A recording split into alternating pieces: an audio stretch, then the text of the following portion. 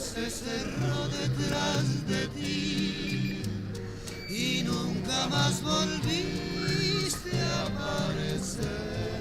Dejaste abandonada la ilusión que había en mi corazón por ti.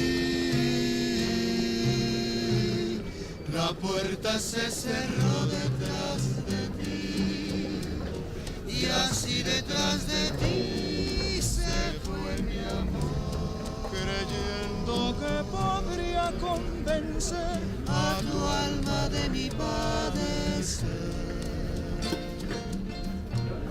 Pero es que no supiste soportar las penas que nos dio la misma adversidad, así como también nos dio felicidad, nos vino a castigar con el dolor.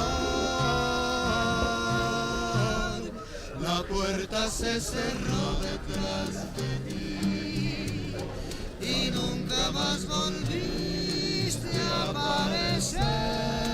Dejaste abandonada la ilusión que había en mi corazón por ti.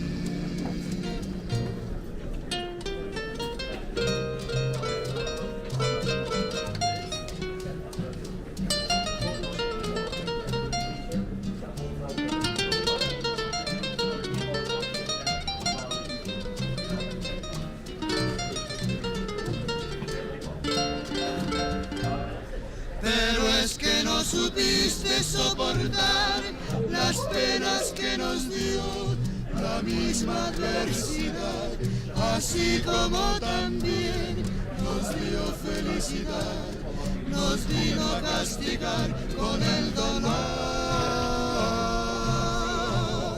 La puerta se cerró detrás de ti y nunca más volviste a aparecer.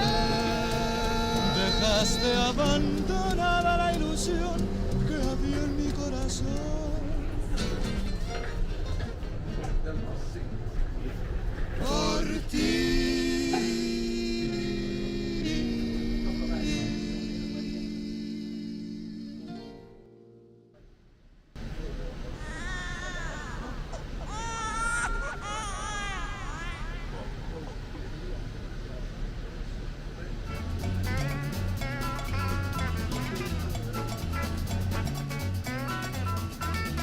Fools rush in where angels fear to tread,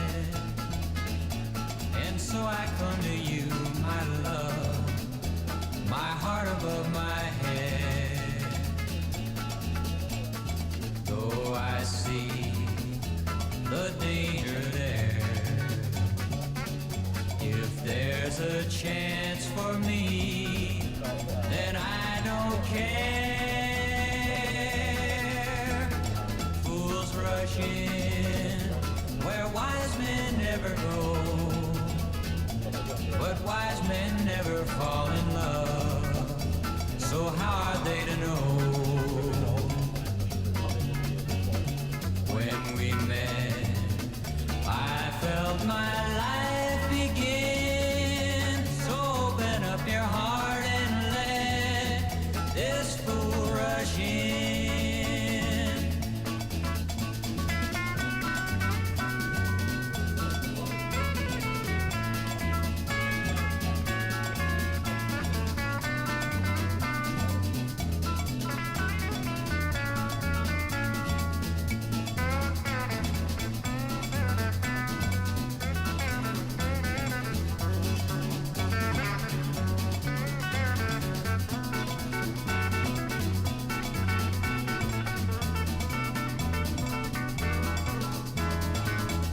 Rush in where wise men never go, but wise men never fall in love, so how are they to know?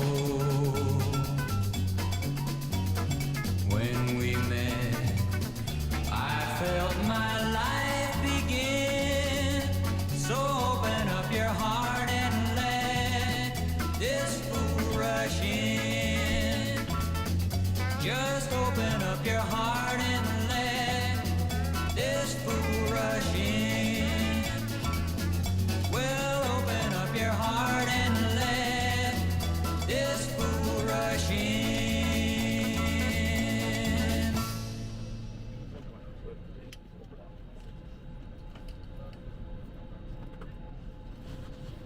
Squeeze in there. Thank you, thank you. Hello guys, can I have a quick attention please? Yes. Sitting in an emergency exit.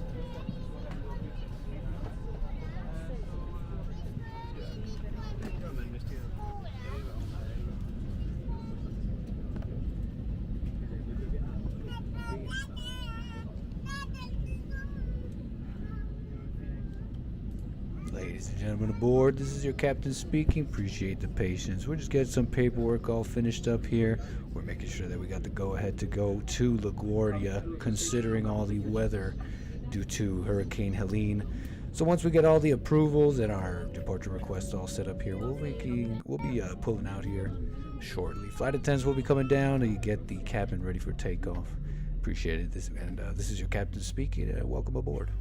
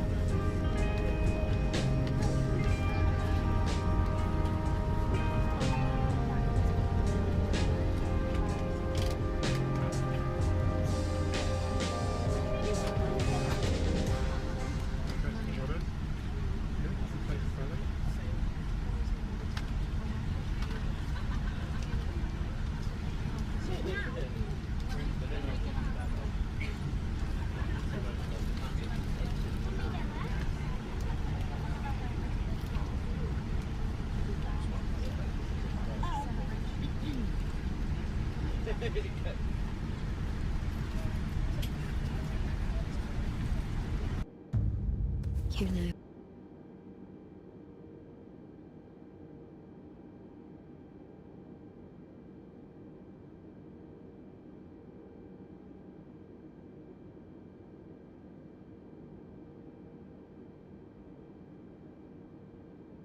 Flight attendants prepare for takeoff.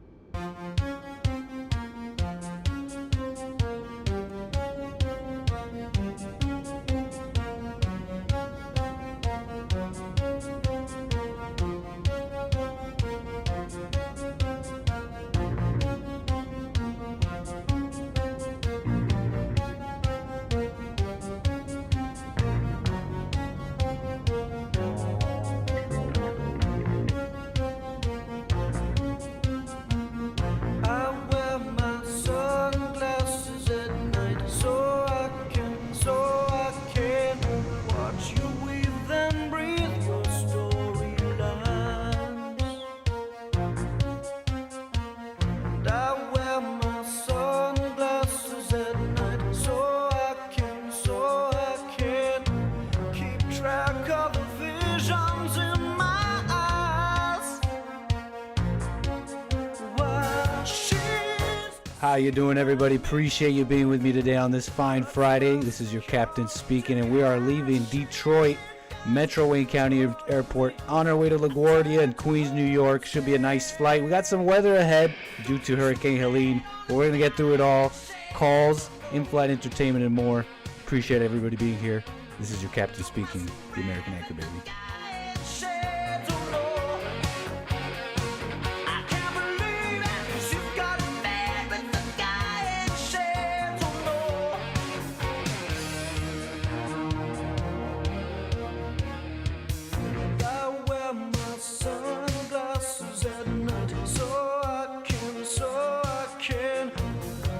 My name while you collect your clay,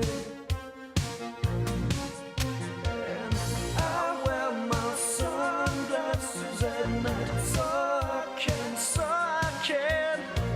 the light that's right before my eyes. While she's deceiving me, she cuts my security. She got control of me. I turn to her and say, don't switch the blade on a guy in shades of war. Don't masquerade with the guy in shades of law. I can't believe it, 'cause you got it bad with the guy in shades of law.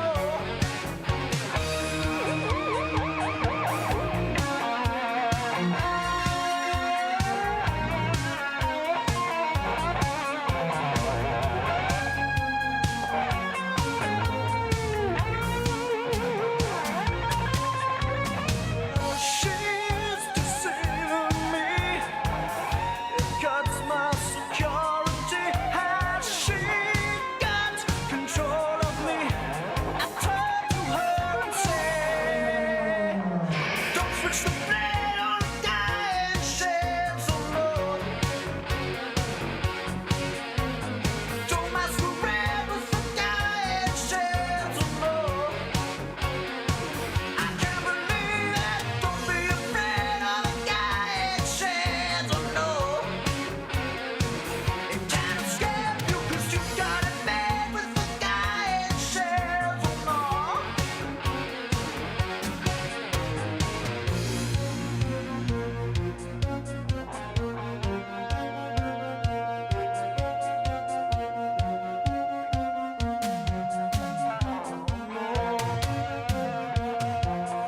I say, my sunglasses at night. I wear my sunglasses at night. I wear my sunglasses at night. I say it to you now. I wear my sunglasses at night. I wear my sunglasses at night. I wear my sunglasses at night. I cry to you. I wear my sunglasses at night. I wear my sunglasses.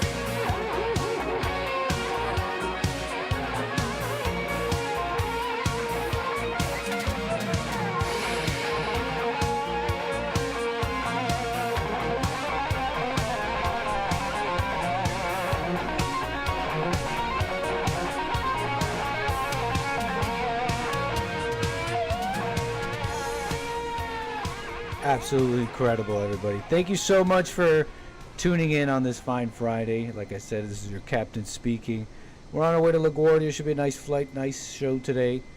Fun show, great stuff. So everybody strap in, kick back, and relax. You're watching Nick Stream. Look, you're coming in, you're waking up on the plane. I don't know how you want to role play it, but you still have no manners. You still have no decorum. You got your feet up, your stinky feet up. You're infringing on the space of the passenger in front of you. You got grandma toes on the window next to your face. And these people won't even like the stream. They're enjoying, they're kicking it back. They got their body in your way, in your personal space, and they don't even click like on the stream. or at least come in and show some decorum and say hello. What, you don't say hi no more? You come inside, you have no manners, you don't say hi? Folks, come on, show some decorum. Maybe you don't like what you're watching. I understand that, okay? You don't have to listen to the guy telling you to press like if you don't like it. Leave a little comment. Tell me what you don't like. Show some brotherly love to your anchor baby captain today. I am the captain today, so I don't... I was going to make a joke about suicide, basically. But no, that's not going to happen. I'm not going to dive the plane into the ground again. Don't worry. We're not going to do that. But I appreciate everybody here. Like the stream. I'm on rumble.com/American Anchor Baby, dlive.tv/Gorgonzola, and of course, punchy.tv. punchie.tv. Okay. So, say hello. Leave a little comment. Leave a little like. Do your thing. Let me say hello to the people, though. What's up, everybody? I'm your captain. How's your Friday going? Hopefully you are finishing up all your stuff and getting ready to kick back a little with the Anchor Baby on the stream. So welcome, welcome, welcome. We're flying to LaGuardia. People are a little afraid. A lot of people are talking about accidents that might be happening soon. And I think you guys are just getting ahead of yourselves.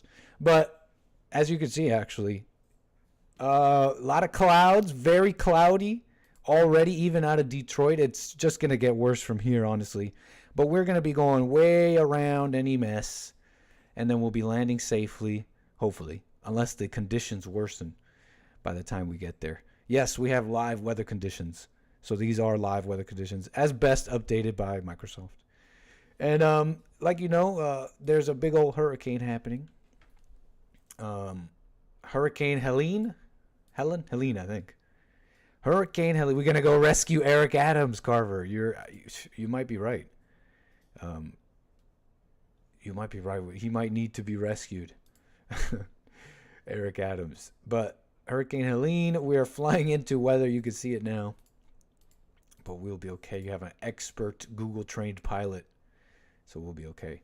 I mean, it's looking crazy, some of these scenes. They're saying it's going off. I mean, apparently these people in this video you're watching stayed instead of leaving. I don't know the deal. I grew up, as you know, Anchor Baby in Miami. I remember having to leave home, you know, a couple times. Not even a couple, like a whole 5, 6 different times if I remember when I was a kid. We battened down the hatches. I don't know what you say, but we put these storm shutters, I think. Battened down the windows, and then we left, and we're like, see you, house. Hopefully you're still there. I don't know. I was young. I don't even remember what exactly was going down. But I guess these people didn't leave. And so we're wishing those people well. I think Helene's hitting Florida hard, if not other places. I don't know the deets exactly. It was sad. Got her out of the water, put her on a wall, and the sheriffs came on boats. And folks almost never leave, huh? picked her up. And then you had to get rescued too, right? Well, they tried to, but I had to go back to the house to help more people. You know, this is crazy. We wish we left, but we had to try to salvage our house. They wish they left. So that's Helene. Let me just search it on. Let me see just what do we get, and then we'll move on because it is a little bit of what's going down. Look at this disabled boat. I saw this earlier, rescued by the Coast Guard.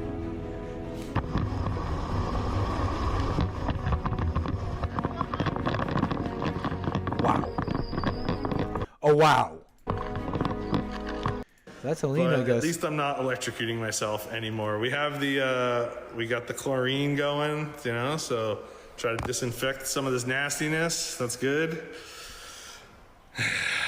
Florida things. Florida man doing Florida things. By the way, please visit Hornblasters.com. This guy's streaming on TikTok. I'm located here in Tampa, and he's plugging merch and socials. Florida. Bro, get out. What are you doing? Yeah, I got the chlorine going, so it's good. Okay, well, that's Florida for you. And yeah, that earlier one looked funny too. What a mess. Wishing those people well and whatnot. But hey, How about some fun news? How about something fun real quick before we welcome some special people? We have some special people to welcome. Yes, this one's going into the Gizzy archives. This one's one for the Gizzy archives. You know we're on Gizzy Watch. And before you get all like weird about that, we're talking about hot dogs, okay? It's a little bit of a theme. It's thematic. You guys know hot dogs. We love the hot dog thing. You know, do you have your G word pass? Okay, if you know, you know. Bill Gates, we're on Gizzy Watch. Bill Gates been caught on Gizzy Watch ordering a hot dog. Imagine one of the richest, this is what was posted. Imagine one of the world's richest men ordering a hot dog by himself. Bill Gates got a hot dog from a cart vendor in Times Square this morning. All by his lonesome like a regular folk. Halal? He's getting it halal too, maybe? Pics. Paparazzi already. When you're hungry, you're hungry. He is definitely not alone by himself. I'm glad you caught that, KT, because that's silly. Imagine one of the world's richest men ordering hot dog by himself. Yeah, I highly doubt that. Let's peep the background. Who's this with the AirPod in? Yeah. I don't know. Who's this? Gray suit? Two gray suits with two bald men? Two like hitmen? You know, like from the video game? You got Bill Gates has a particular, I wonder if when he's purchasing and setting up the contract for his bodyguards, he's like, okay, I want them all in the same suit. I want them all bald. I want them all looking the same. You know, he's an aesthetic man, clearly. He's a man who cares about aesthetics, presentation, and I'm assuming a couple things here, but I think these two people in the back are his guard. They've set up a perimeter, as you can see. This guy over here, there's like a perimeter around Bill Gates. Yeah, alone, I doubt it. So a man of style, interesting. I got to say, though, Bill Gates, you got to watch your six. I know you got these guys watching your six for you, but I think we caught on camera a failure in security, folks. As you'll see here in a moment, a individual, two passersby, appear to enter said perimeter while one of these hitmen bald guards are turned around.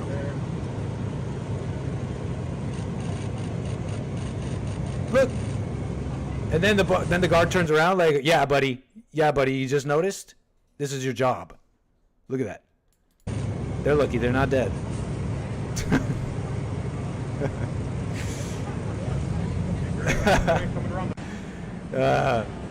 Bill Gates, let's go. There's his peeps. See what I told you. Don't go running up on Bill Gates thinking he's alone. No. So yeah, Gizzy Watch.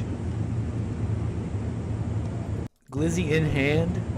Bill Gates with a smile on his face. Who wouldn't? Amazing. And so that one's going into the Gizzy archive. So please make sure you join the Discord. Yeah, this is just a chance to plug the Discord. I'm being creative, okay? We're working on the Discord for real, and it's taking form as my creative juices flow. So you want to be in there. There is a whole channel for said Gizzy archives to archive important historic moments in Gizzy history, and you could do that here on Discord. So make sure you join. I have the link in the chat right now. You could join, you could be part of it, and if I'm ever in the voice chat, you could jump in, talk to the people, talk to me.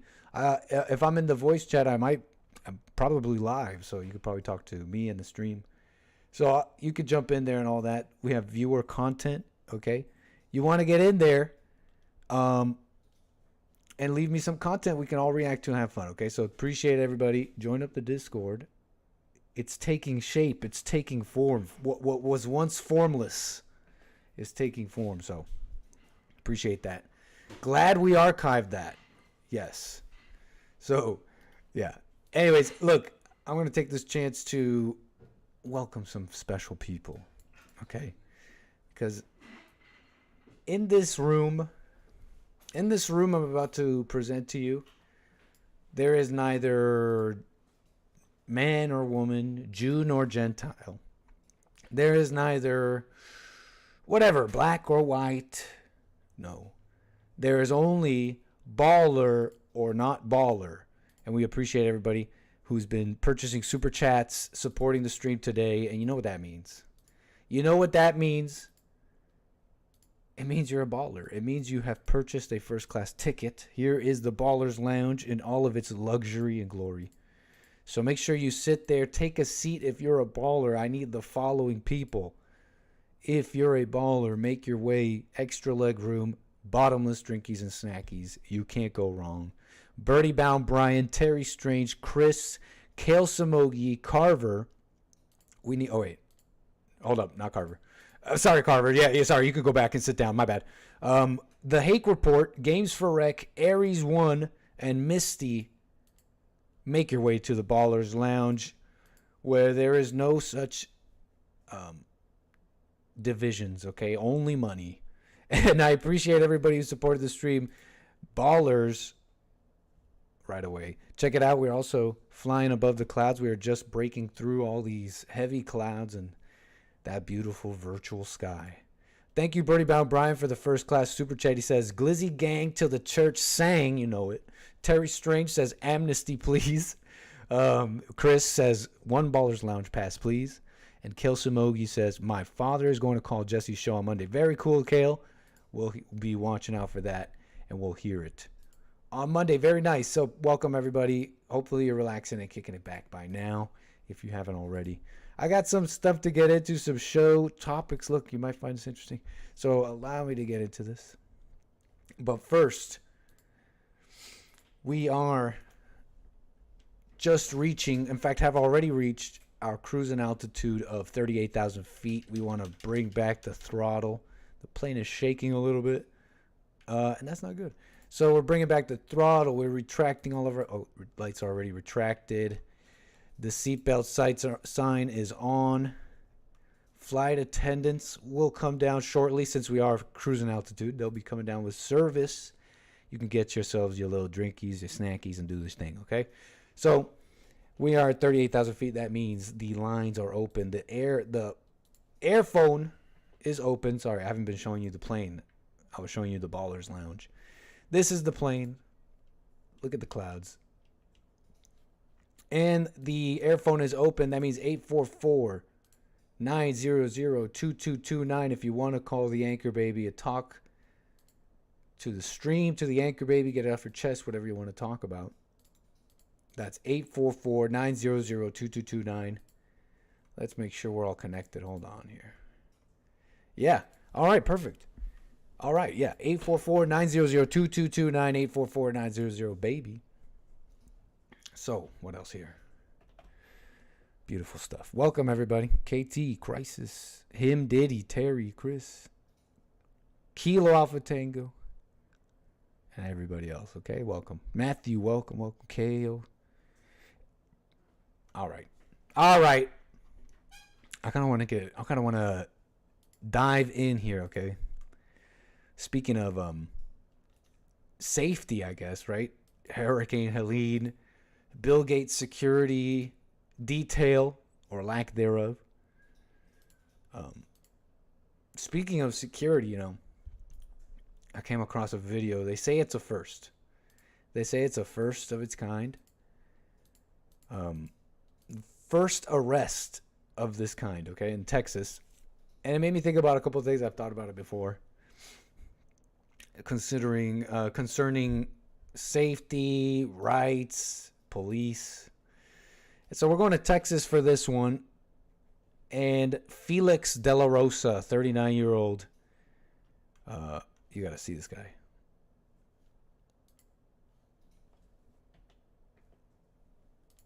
Yeah.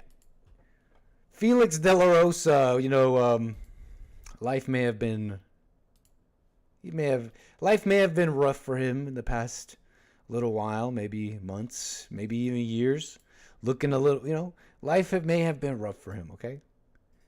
For Felix De La Rosa. And he was in a Texas motel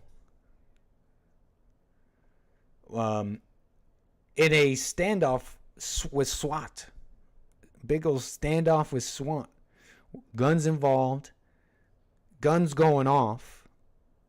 De La Rosa shooting. Trying to shoot as best as he can. SWAT and law enforcement, whoever's getting close to the motel. And this is all at the conclusion of what we could call maybe what was supposed to be an arrest after De La Rosa tampered with his, what do they call the ankle thing? The ankle monitor. Tampered with one of those, warrants out for his arrest. Police are looking for him. They find him somewhere. Turns into a mess. He runs off. Arrives to this like motel. Barricades himself in. And it ends up with police piloting a robot. The SWAT, basically the SWAT and anti-gang cops, anti-gang squad, sent in their bomb squad robot. It's a robot, it's meant to deal with bombs. It's meant to, so you could send in this robot so you don't put a police officer in harm's way. So people are saying this is the first person in human history to be arrested by a police robot. He tried shooting at the robot and throwing a blanket on it, but got gassed and ended up jumping out the window, which led to the robot pinning him down until officers arrived. Check it out. Squad Islamic standoff where multiple shots were fired and one person was injured. 39-year-old Felix de la Rosa was wanted for a parole violation. That's why officers tracked him to the hotel. But when he fired shots, they called in the Lubbock County SWAT team. At one point, we saw and heard him fire at a bomb squad robot. Take a listen.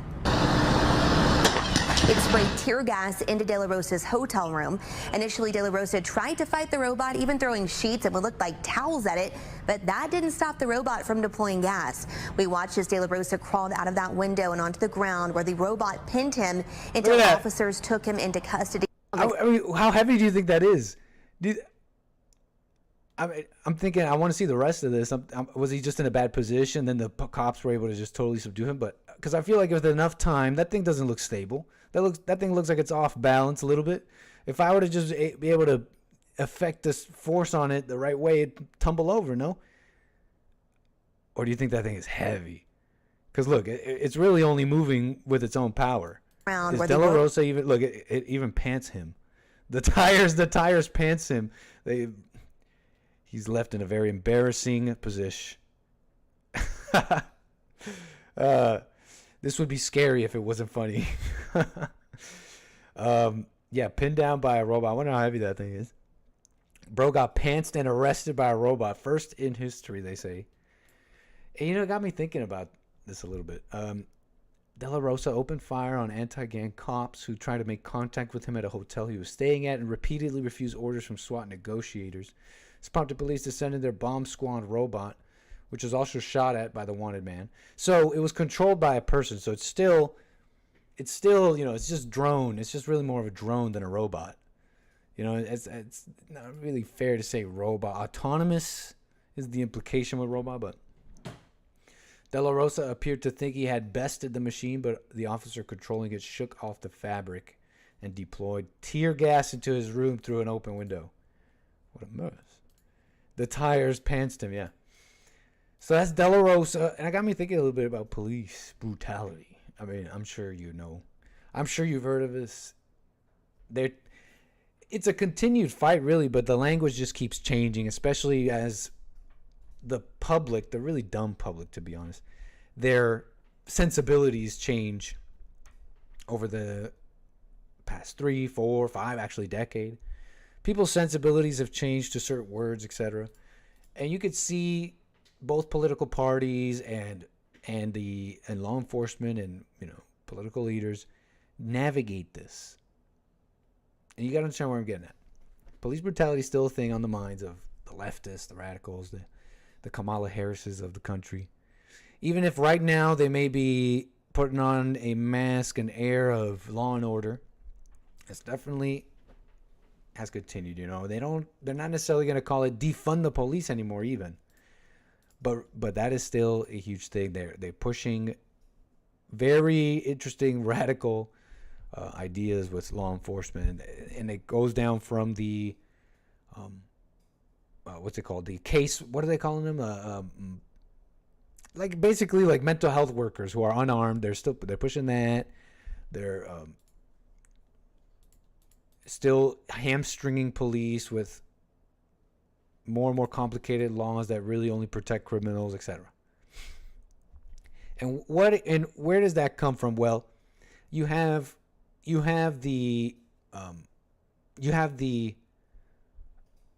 shall we call it the activist Marxist, whatever leadership that wishes to use chaos. Because let me tell you something, they love police. They're lying when they say they don't want police. They're lying when they say the police is racist and they don't want it. They're lying. It is in fact a integral arm of any regime, authority. It really not even regime. It doesn't even have to be that deep. But any government that wants to maintain some form of authority and power, they're going to use the police. Okay. So they love the police. Let me tell you that right now.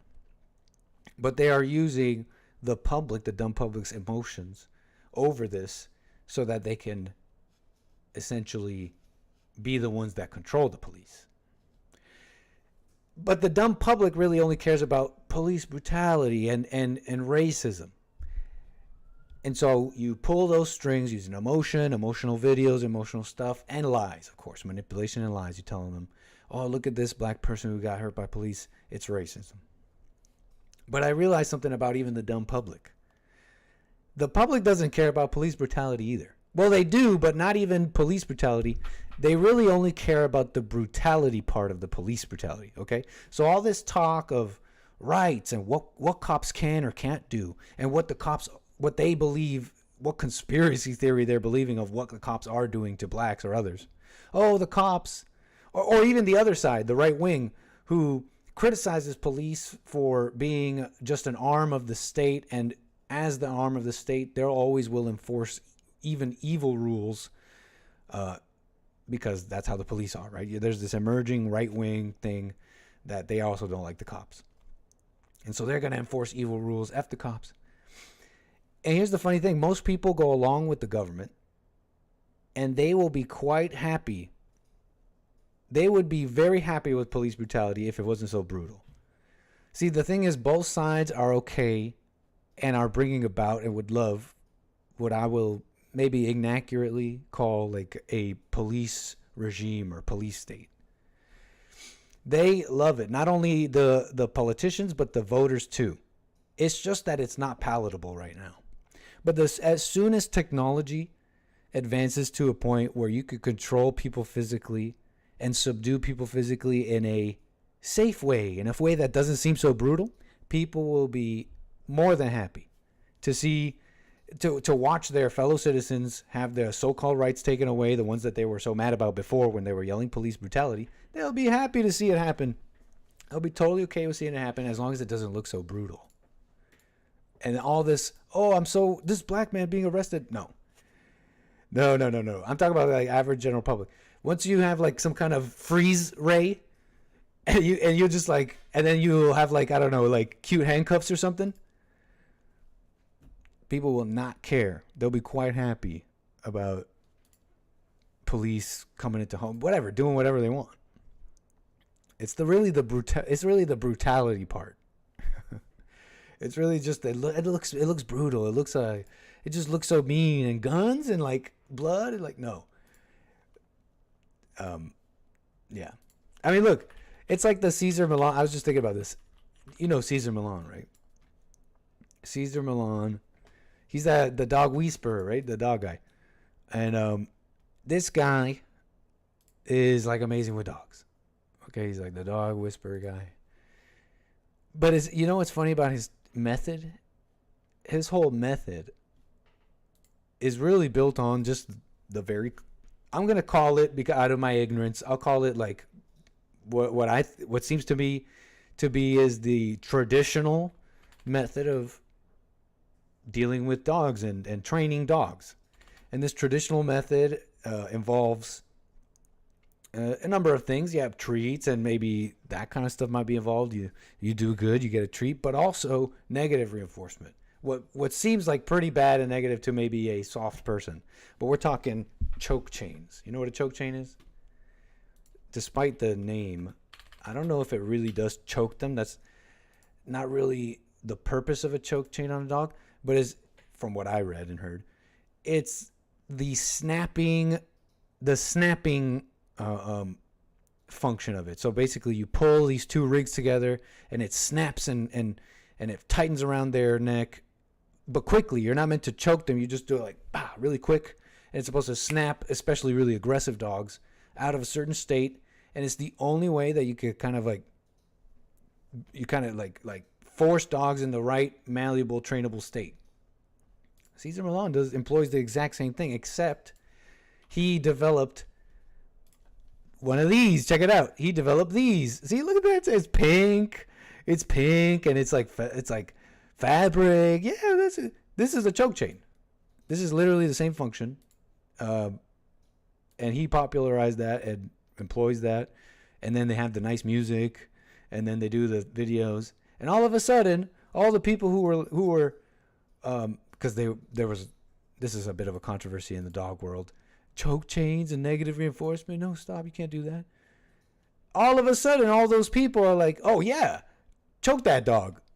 Make it, choke that. Look at that collar. It's so cute. Yeah, no, choke him and subdue the dog. Subdue the dog and train him, Mr. Milan. Do it right now. So, yeah, people are going to be quite happy with police brutality. They love it. They're going to love it once we have, like, bubble guns or, like, muscle freeze rays or something. I mean, we kind of have that with the taser. That's why the public clamors for them. Why didn't you taser them? Why didn't you taser them? So once tasers, I guess, are perfect, you know, what are you gonna do? Nothing. That's what you're gonna do. Nothing at all. You're gonna love seeing the blacks that you were so worried about before and being treated by racist cops. You won't even bat an eye.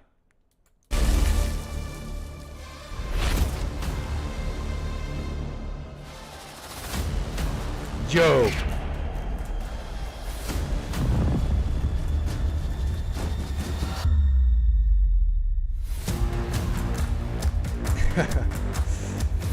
Oh, of course, that the British police. Who wants to get pronged by 10 of these? What the hell? Just shoot me. Just kill me, man. Just shoot me. Oh, look at that. Look. The equalizer. The taser is the great equalizer. Look at this big dude with muscles, probably a white nationalist, or maybe he's kind of Italian looking. And this but very strong and brave female British cop. The great equalizer, the taser. Kevin House says taser isn't stopping that dude. No, this Guido is getting her. Oh. And then we'll get to calls. I mean, just shoot me. Just kill me. Like, no, that's a joke. I'm messing around. Okay. Wow, the night sky came upon us that quick. We were flying beautifully, though. And flying beautifully in the air. Wow, it's like we can't even see. Look at that. The night sky already upon us. I think right now, though, we have a caller. Thank you for calling. I believe this must be Serge from Texas. How you doing, sir? I'm pretty good, sir. How about you? All is well, man. Thanks for calling me. I haven't heard from you in a while. Very nice. Yeah. So I wanted to add to that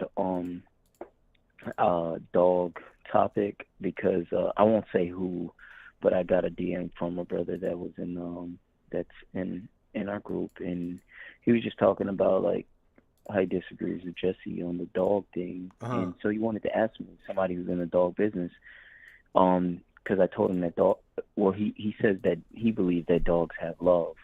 Okay. And it's my stance and position as a so-called professional in this business is dogs are beasts. They're innocent in the sense of they don't know right or wrong, and they're just simply going to be what they are. And the best thing that you can do for the dog is to get your dog to listen better than other dogs, but still, there are a huge risk to human beings, no matter if they're a really sweet dog. They're beasts. They have the capability of destroying, and it's not based on any logic at all. Yeah. It's kind of like a mad person, you know?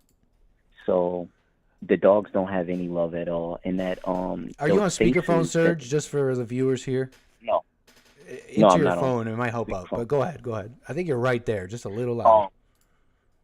I'll turn him up too, chat. Go ahead. So they're beasts. Yeah, they're beasts. The little faces that they make after they do something, it's they know stuff like that, but that's not a feeling thing. What's your take on that? Do you They think know that they know those what little stuff? faces- That the dogs know what stuff though? Like let's say if they like potty in the house, right? Yes. If they go to the bathroom in the house, they don't feel guilty. They don't feel that. Well, I think they kind of do. Cuz that guilt you're talking about, where it's not just like you really see you're wrong. No guilty person really sees they're wrong. A guilty person is just feels bad because someone caught them, someone saw them, and now they feel bad. It's socially unacceptable, blah, blah, blah. That's pure animal. That's pure reaction. That's purely animal. And I can totally see a dog kind of feeling that. You know, it doesn't require thinking. It doesn't require like higher thought at all. It's a reaction. It's a pure reaction, and it's a trained one too. And here's what and if I may expand further, because you made me think a bunch about dogs and stuff. Very interesting. Yeah, I see them kind of similarly, like the beast thing you're talking about. I see them as, I've described it before, as kind of like a biological machine, like an organic computer, an organic machine, where it can be trained. It can be, you understand? It's really a biological machine, and we share a lot of those faculties, and they are also instinctive and really animal and can be trained too. So that's kind of how I see animals. That's not to say you should mistreat them. I think how a person treats like an inanimate thing maybe kind of speaks to something. That's why I treat the AI nicely. I talk to the AI nicely. I show my manners when I'm talking to the AI.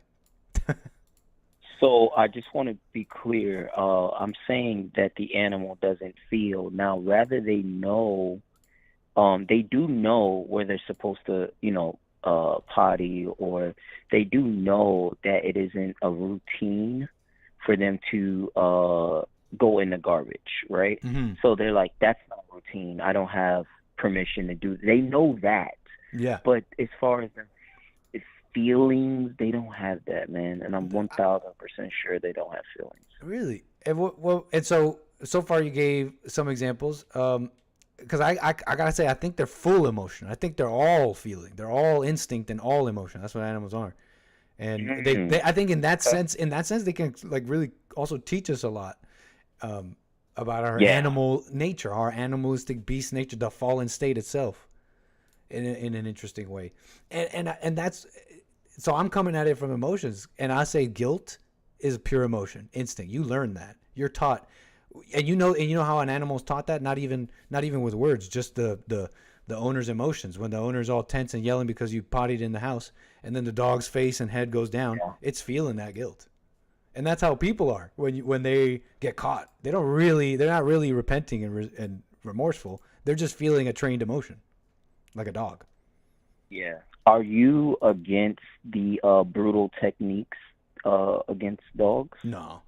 It depends on what you mean by brutal, but when you said brutal, I'm just thinking of Cesar Milan, and I'm thinking of Barbara Woodhouse, and that makes sense to me.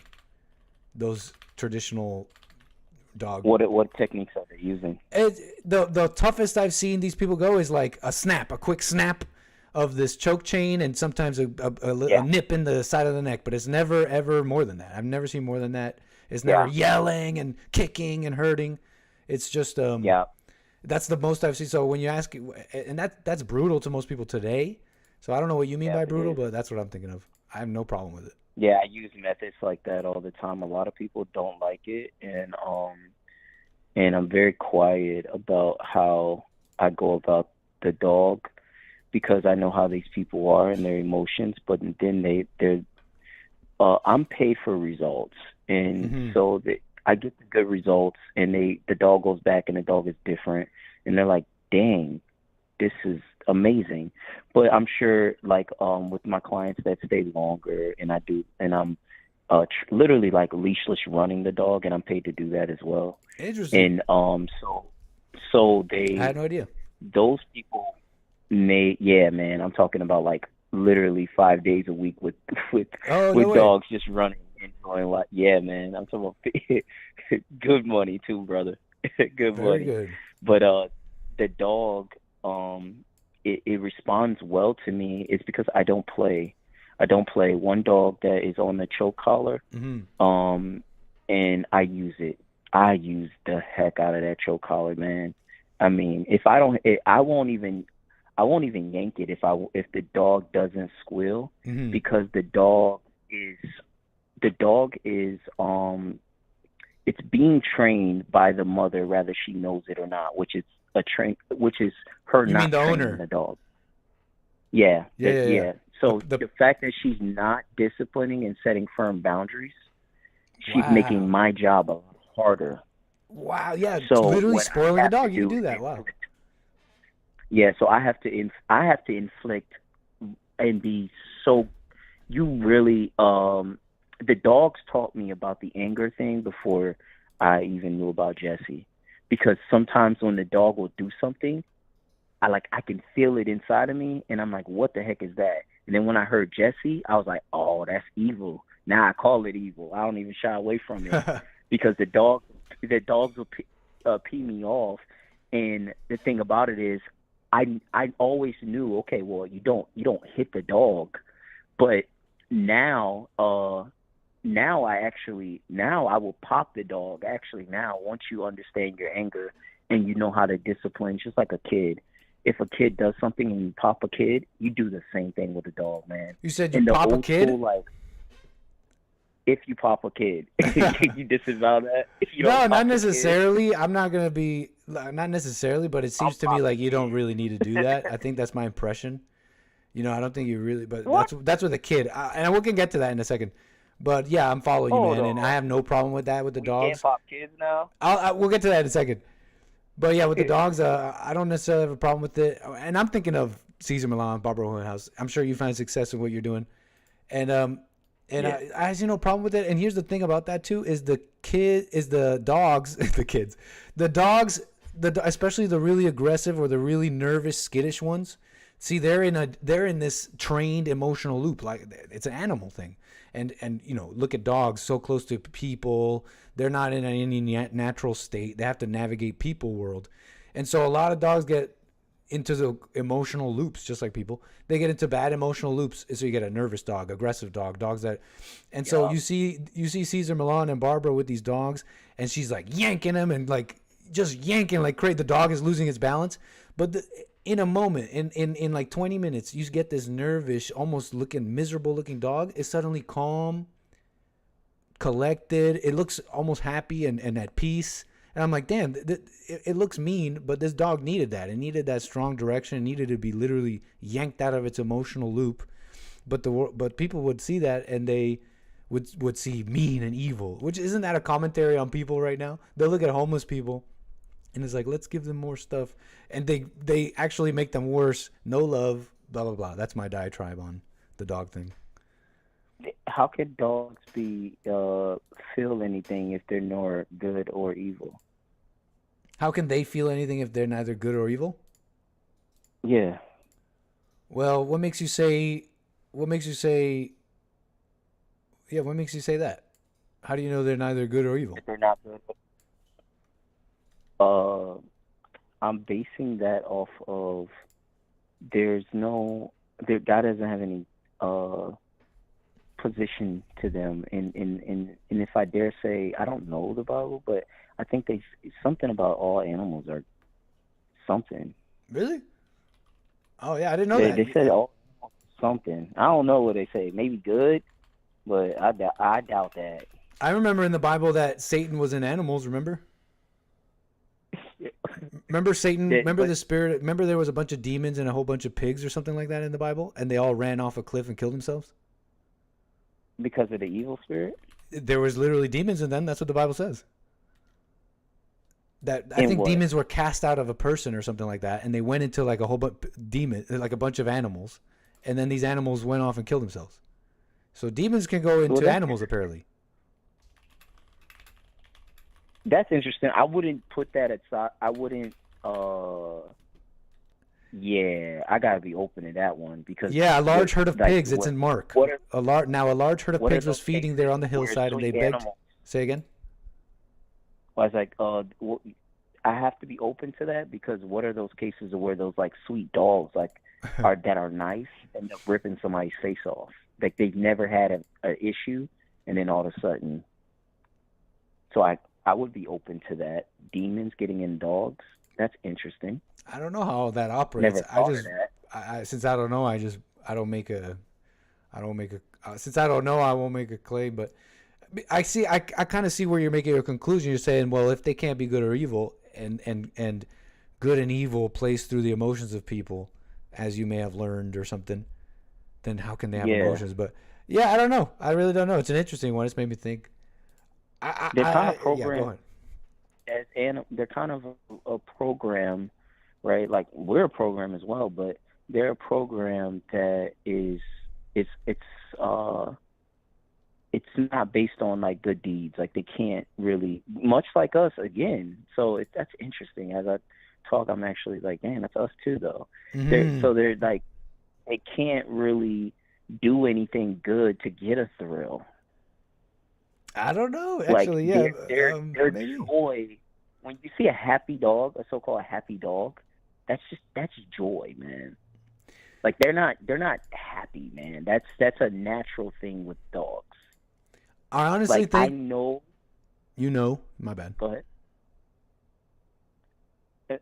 I was just gonna say that the dogs are more closer to their nature, which I believe they're spot on in their nature than human beings are, and human beings are so far from being what they naturally are that we can consider ourselves good and evil, but dogs, being in their natural state, it's almost like a godlike state, if you will, that it would be impossible for them to feel feelings because they're in a godlike, it's a supernatural state, as opposed to the human is in a human natural state. If that makes sense. It does make sense what you said, but I'm just thinking about dogs and my experience with them, and I see them as like emotional creatures. Yeah. What does everybody think about that? It's an interesting are dogs emotional or are they not emotional? I think they're full emotion, full instinct, full emotion, and it's like I think when we get, because we learned emotions, evil, blah blah blah, but that doesn't even mean that evil instinct, if we're going to call it that, doesn't have its place in a sense. So I feel like there's just too many assumptions. Yet, my experience tells me they are emotional creatures. Go ahead. I want to ask because I think we're and then we'll move on. Thank you. Dog discipline. We believe in that. I want to talk about the child discipline because as men in our 30s, we can't say our age because Joel listening, he's black. Do you believe in? What'd you say? I missed the joke on Joel. It went over my head. Sorry. Oh, the joke is Joel always say he in his 30s. Like, you know how a woman is deceptive about her age? Oh, Joel is super deceptive about his age. Oh, you were saying though? Yeah. So I want to talk about the kids' discipline thing. Are you for it or against it? You should discipline if you need to. But if that sounds, but discipline doesn't mean hit. Discipline doesn't mean hit, and you know, there's something I noticed. Yeah. There's something I noticed. Oh, I meant pop. Then I should say right. That. And I'm not saying maybe there's a time and place to pop. Even pop doesn't even sound that bad. Come on, it's not beating anybody. It's just a little pop. So I'm not gonna be like, oh, you can't pop. But I'll say this: something I notice. I notice guys do this. They'll look at, for example, not even just guys. Like, for example, here's one example: white people, when they see black mothers in some video disciplining her kids and like hitting them, they'll be like, oh my gosh, great job disciplining your kid. And it's like some woman beating, not even beating, sometimes it just maybe looks like popping or whatever. But they'll be like, great job. Look, this is a mother disciplining the kids. And I just never got that. You'll get these guys and they'll be like, oh, look at XYZ mother disciplining their kids. And they'll like, it just seems wrong. It seems like they praising something they hated in their own lives, and then they praise it. Yeah. It's like, wait, hold on. You didn't like it when it happened to you, but here you are going to look at some other and be like, oh, you know what I'm saying? Like, so I don't know. This whole discipline thing, hitting. I feel like the spirit of the man is a little bit. The spirit of the man has authority without any. Indeed. Without anything like that. You don't want to utilize that tactic. It's a tactic, man, and it's something to put in the arsenal. And I don't think that men should be shying away from that. And I think that they should be open to that. Maybe I'm wrong about this, and maybe when I get some babies, I change it up. But I'm more than confident that I will pop Satan straight out the cage. Well, hopefully there are some fathers listening right now who have little rotten hell of kids, and hopefully they pop them tonight. Man, that's a joke. I'm making a joke. Fathers listening to this, don't take this as advice. If I'm wrong, let me know, man. I may be wrong. Maybe 𝒏𝒊𝒄𝒌𝒔𝒕𝒓𝒆𝒂𝒎, he got popped by his dad and he's against it. Nah, just use Cesar Milan's pink choke chain. You don't have to pop them in the face. You don't have to hit them. On the kids. Just use the little. Just snap them a little. Are crazy. You see those often? Say again. I feel like we spent a lot of time, sir. Last thing. Go ahead. Oh, I said the little the leashes, little book bag leashes on the kids. Oh my gosh, I've seen that stuff. And they get these parents and they'll get a kid and they're on these leash. But the funny thing is this. They're just like, you seen those dog owners who the dog is walking them. The dogs are always walking the people these days. The dog is pulling and pulling. Yeah. It's like, who's walking who? Those kids are the same way. Even on a leash, they're pulling that leash at its full length. Yo, I say pop them both. Pop the dog, pop the kid. Get them in line. Thanks for letting me talk to you, Nick. Hey, always a pleasure, man. Call me again. I'll listen to the news. Yeah, big time. Thank you, sir.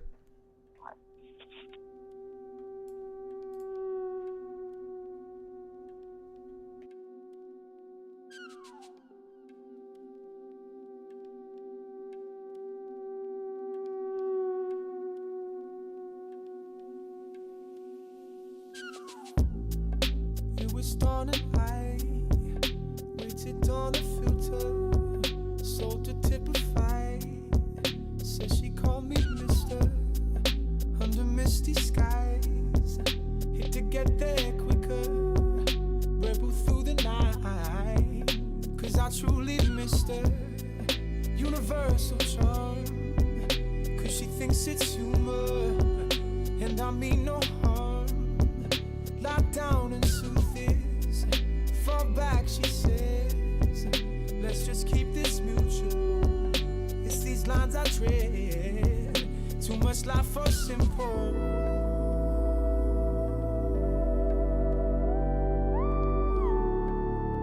Thank you, everybody, waiting patiently on hold. 844-900-2229. I want to do something. I want to do another segment here on lawful orders. I think you'll like this a little bit more. I'll get to you.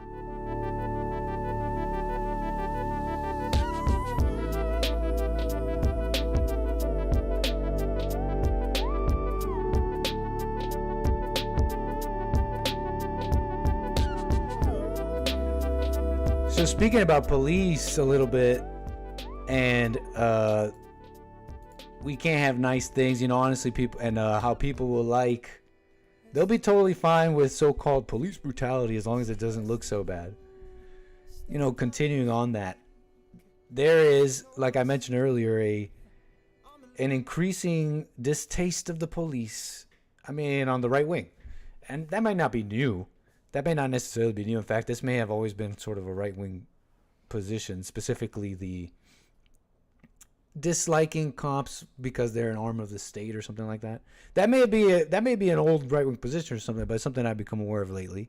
Remember, we were there, Trump, we're all into Trump, and now we're back in the blue, but now it's like some people are like, F the blue. And this was especially after COVID and all that.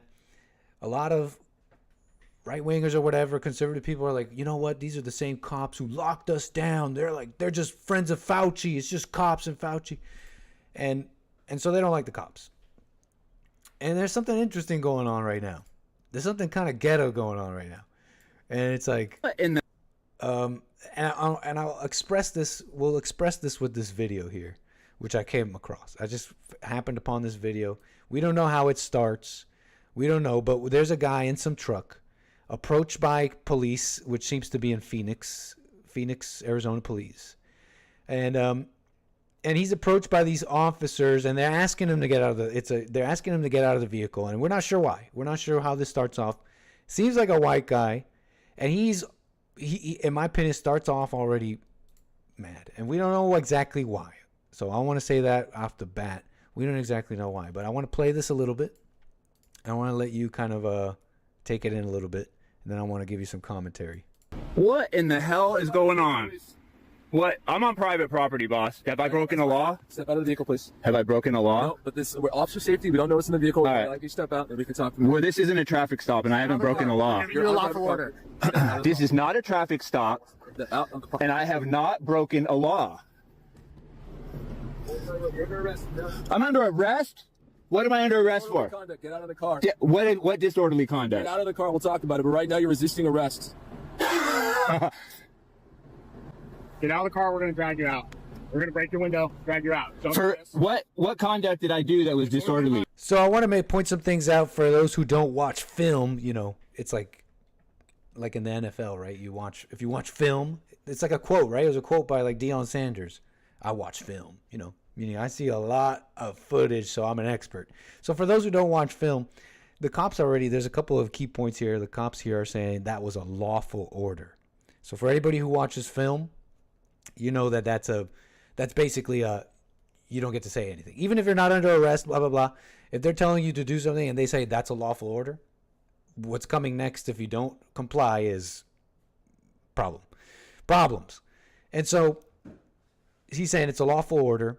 He's saying I'm on private property, whatever. He's arguing he has his own idea of the law and whatever's going on. They're asking him to get out. He's laughing at this because the cops are saying you're resisting arrest. And you know what? Those are kind of dubious. He's saying you're resisting arrest. Like maybe not, maybe sorta. He might be about to resist arrest, but you know, he's laughing because it's kind of dubious, and maybe some of the audience can agree. And he hasn't broken a law like he says, but he thinks he's safe from that. Okay, I'll let this play. Get out of the car. We'll talk about it. But right now, you're resisting arrest. Get out of the car. We're going to drag you out. We're going to break your window, drag you out. For what conduct did I do that was disorderly? You witnessed disorderly conduct? ARS 13-4904. You witnessed disorderly conduct? Wait, you witnessed disorderly conduct to arrest me? Sir, please step out of the vehicle. No. Okay. So I said I'll talk to you. Okay, do you have any weapons in your car? I'm not going to answer any questions. Because this is a big difference between us taking you out or not. So you can run down the window the whole way and let us see your hands. Okay, you guys have you can see my hands. You can see my hands. This isn't in a good... Bro. We're getting to the point where this isn't in a good... You see that? He's saying he understands his rights, but this lieutenant comes up, and his tone changes, actually. You know, he's all like, I'm big man, you can't tell me what to do. And now he's actually, okay, you can see my hands. Because the cops aren't backing down. And look, you can call me if there's something I'm getting wrong here. Call me, 844-900-2229. But we don't know how this started. They're asking him, hey, do you have weapons? And he's already starting off with attitude. He's like, do you have weapons? Da, da, da. Roll your window down. He rolls his window up.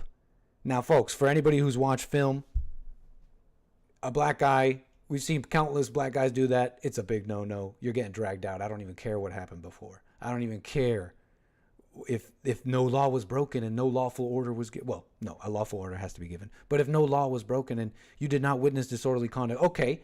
But right now, bro, as of this moment, you're all uppity, rolling up your window. We're dragging you out, and we're allowed to do that. And there may be an ego trip with the cops here. But we don't know that. We don't know that. All we see is this. And this guy comes up with attitude.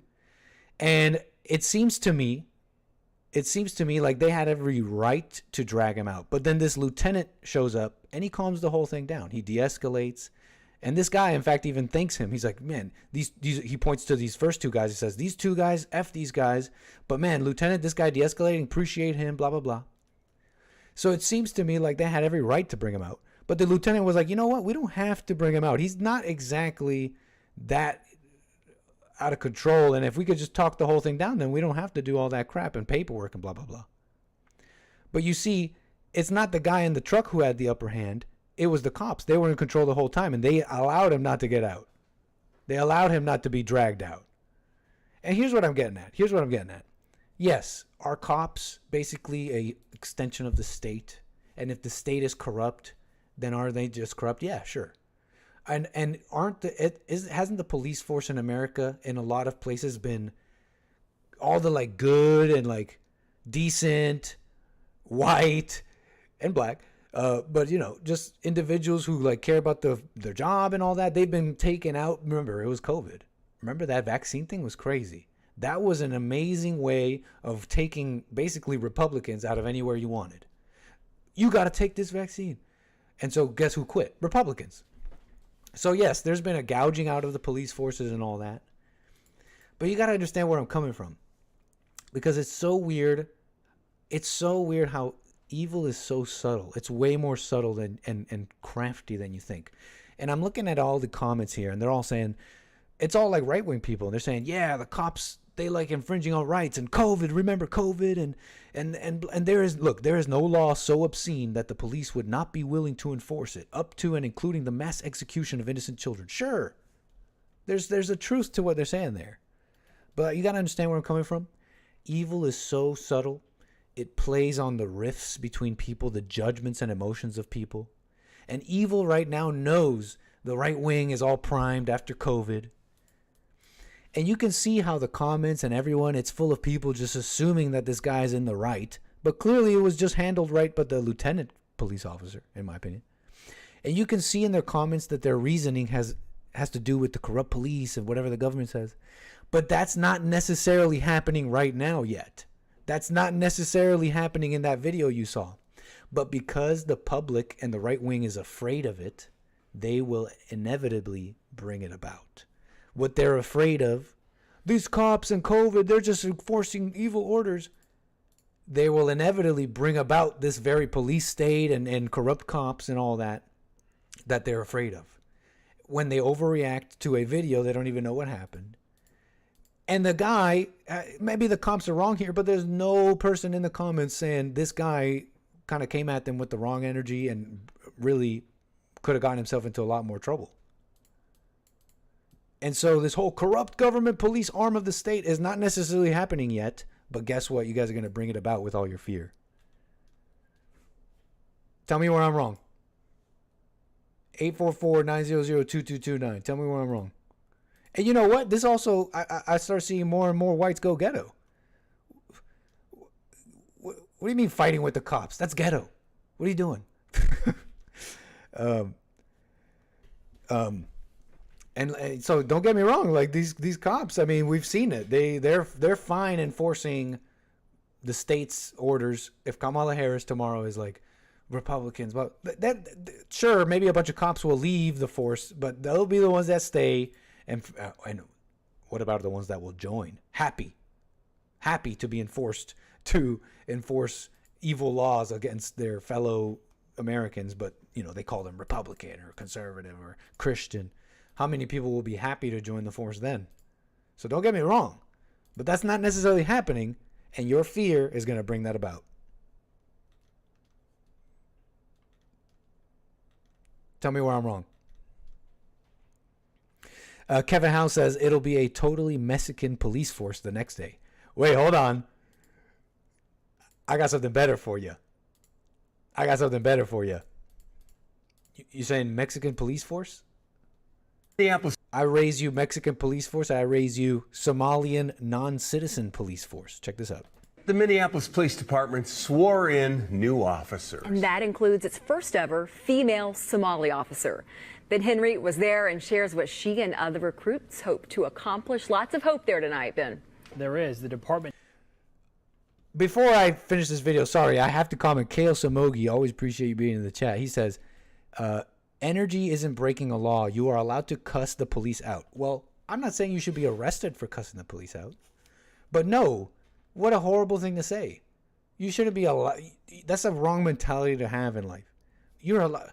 Just because you're allowed to do something doesn't mean that that's necessarily the proper approach at anything. Even if you're allowed to cuss at police, guess what that's going to bring you? It's going to bring you problems.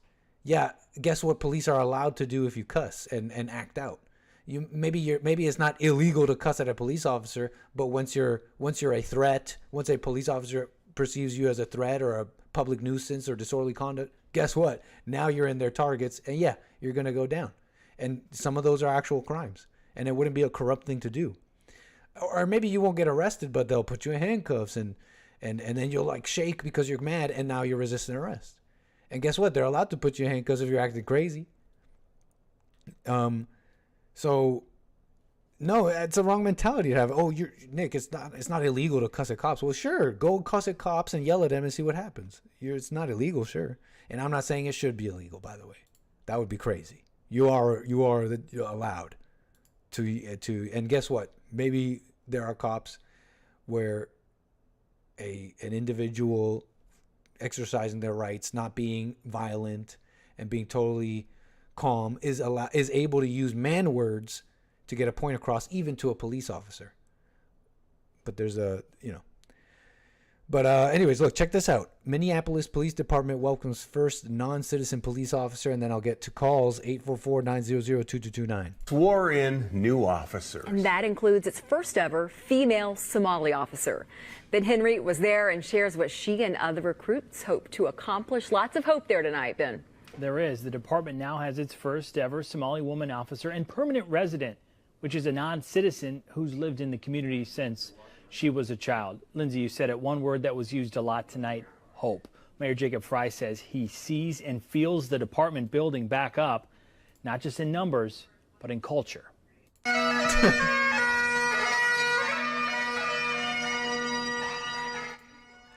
Oh, now we like the cops, right? The department now has 23 more officers. Once you can kill two birds with one stone, now we like the cops. Oh, you mean we can increase cops and increase Democratic voters? Officers, that includes 11 recruits and 12 lateral officers. Those are people joining MPD from other agencies. Some have more than a decade of experience. Just as they're about to take their oaths today before all of you and before God, I know that I have a sacred obligation to do that all I can for them. And I pledge to you tonight that I will do everything within my power to take care of them. Joining the department, the first ever Somali woman officer, Ikran Muhammad, and permanent resident officer Leslie Vera. Vera is a non-citizen and non-citizen meaning, I mean, you get it, right? Not a citizen. Chief Brian O'Hara says she was able to join the force due to a recent law change. The two reflected on a big night and new career. I didn't see anybody that really looked like me, Latina. What? I'm so sick of hearing that. I don't have anyone that looks like me, Latina. I need to be represented. Oh, how are you going to represent us? You're not black. How are you going to represent us? Meanwhile, all the people represented by color who worship color are dead, spiritually dead. Their communities and neighborhoods are broken. Their families are broken. Their churches are evil. Anybody who's worshiping color. And that's what these people do. That's what these Latinos, these blacks do. And you just look at their churches. Just look at how they vote. Think about it. They literally vote the way they do because of color. Latinos, blacks, they vote because I'm voting for the one who's caring about my race, my color. That's and everybody who does is always a dummy. I'm sure there was, but I didn't see that. And I was like, and that's also crazy too. What do you mean? I didn't see any Latino cop. You mean like illegal, non-citizen, female, fat Latina cops? Or what do you mean? Because there's a bunch of Mexican cops. What are you talking about? I didn't see anybody that really looked like me, Latina. I'm sure there was, but she had to say that. I'm sure there was, because she realized how stupid it was. What she just said, right? Really looked like me, Latina. I'm sure there was, but I didn't see that. And I was like, I want to be like them, and I want to have that face for my people that look like me. This is what I wanted to do, and it was very challenging. That's why I'm here, and I want to be to be a role model for girls who look like me, so they can say I can do it too. I don't know. Latinas don't seem to be doing worse than whites. They seem to be taking over, but that doesn't mean they're doing better. Numbers, just because you have a populace that has more babies because they come from a place where they just pump out a bunch of babies, they don't care. And just because they're being helped by your government, and it's only some areas, that doesn't mean they're doing better. That doesn't necessarily mean they're doing better. Okay, and if you ask me, yeah, exactly, not spiritually better, but even like physically, they're doing better than maybe some black areas, because the people that are coming are, I don't know, this is anecdotal. I could be wrong. This could be totally ignorant what I'm saying, but it seems like some of these Mexicans are like more industrious in that they're just willing to just work their bodies to the ground. Like, yeah, I'll just work. Yeah, they'll be degenerate and like broken families and all that, but they're like, yes, sí, señor, just put me on the farm. Put me on the farm. I work all day. Yeah, their families are a mess, but so in that sense, and then we'll get to calls. In that sense, you have more money. You're just physically better off. So yeah, you're gonna take over. You're gonna beat out the peoples who aren't working, and that's the ghetto areas, the poor areas. Why do you think they're poor? So I think that's how it's kind of coalescing in my mind.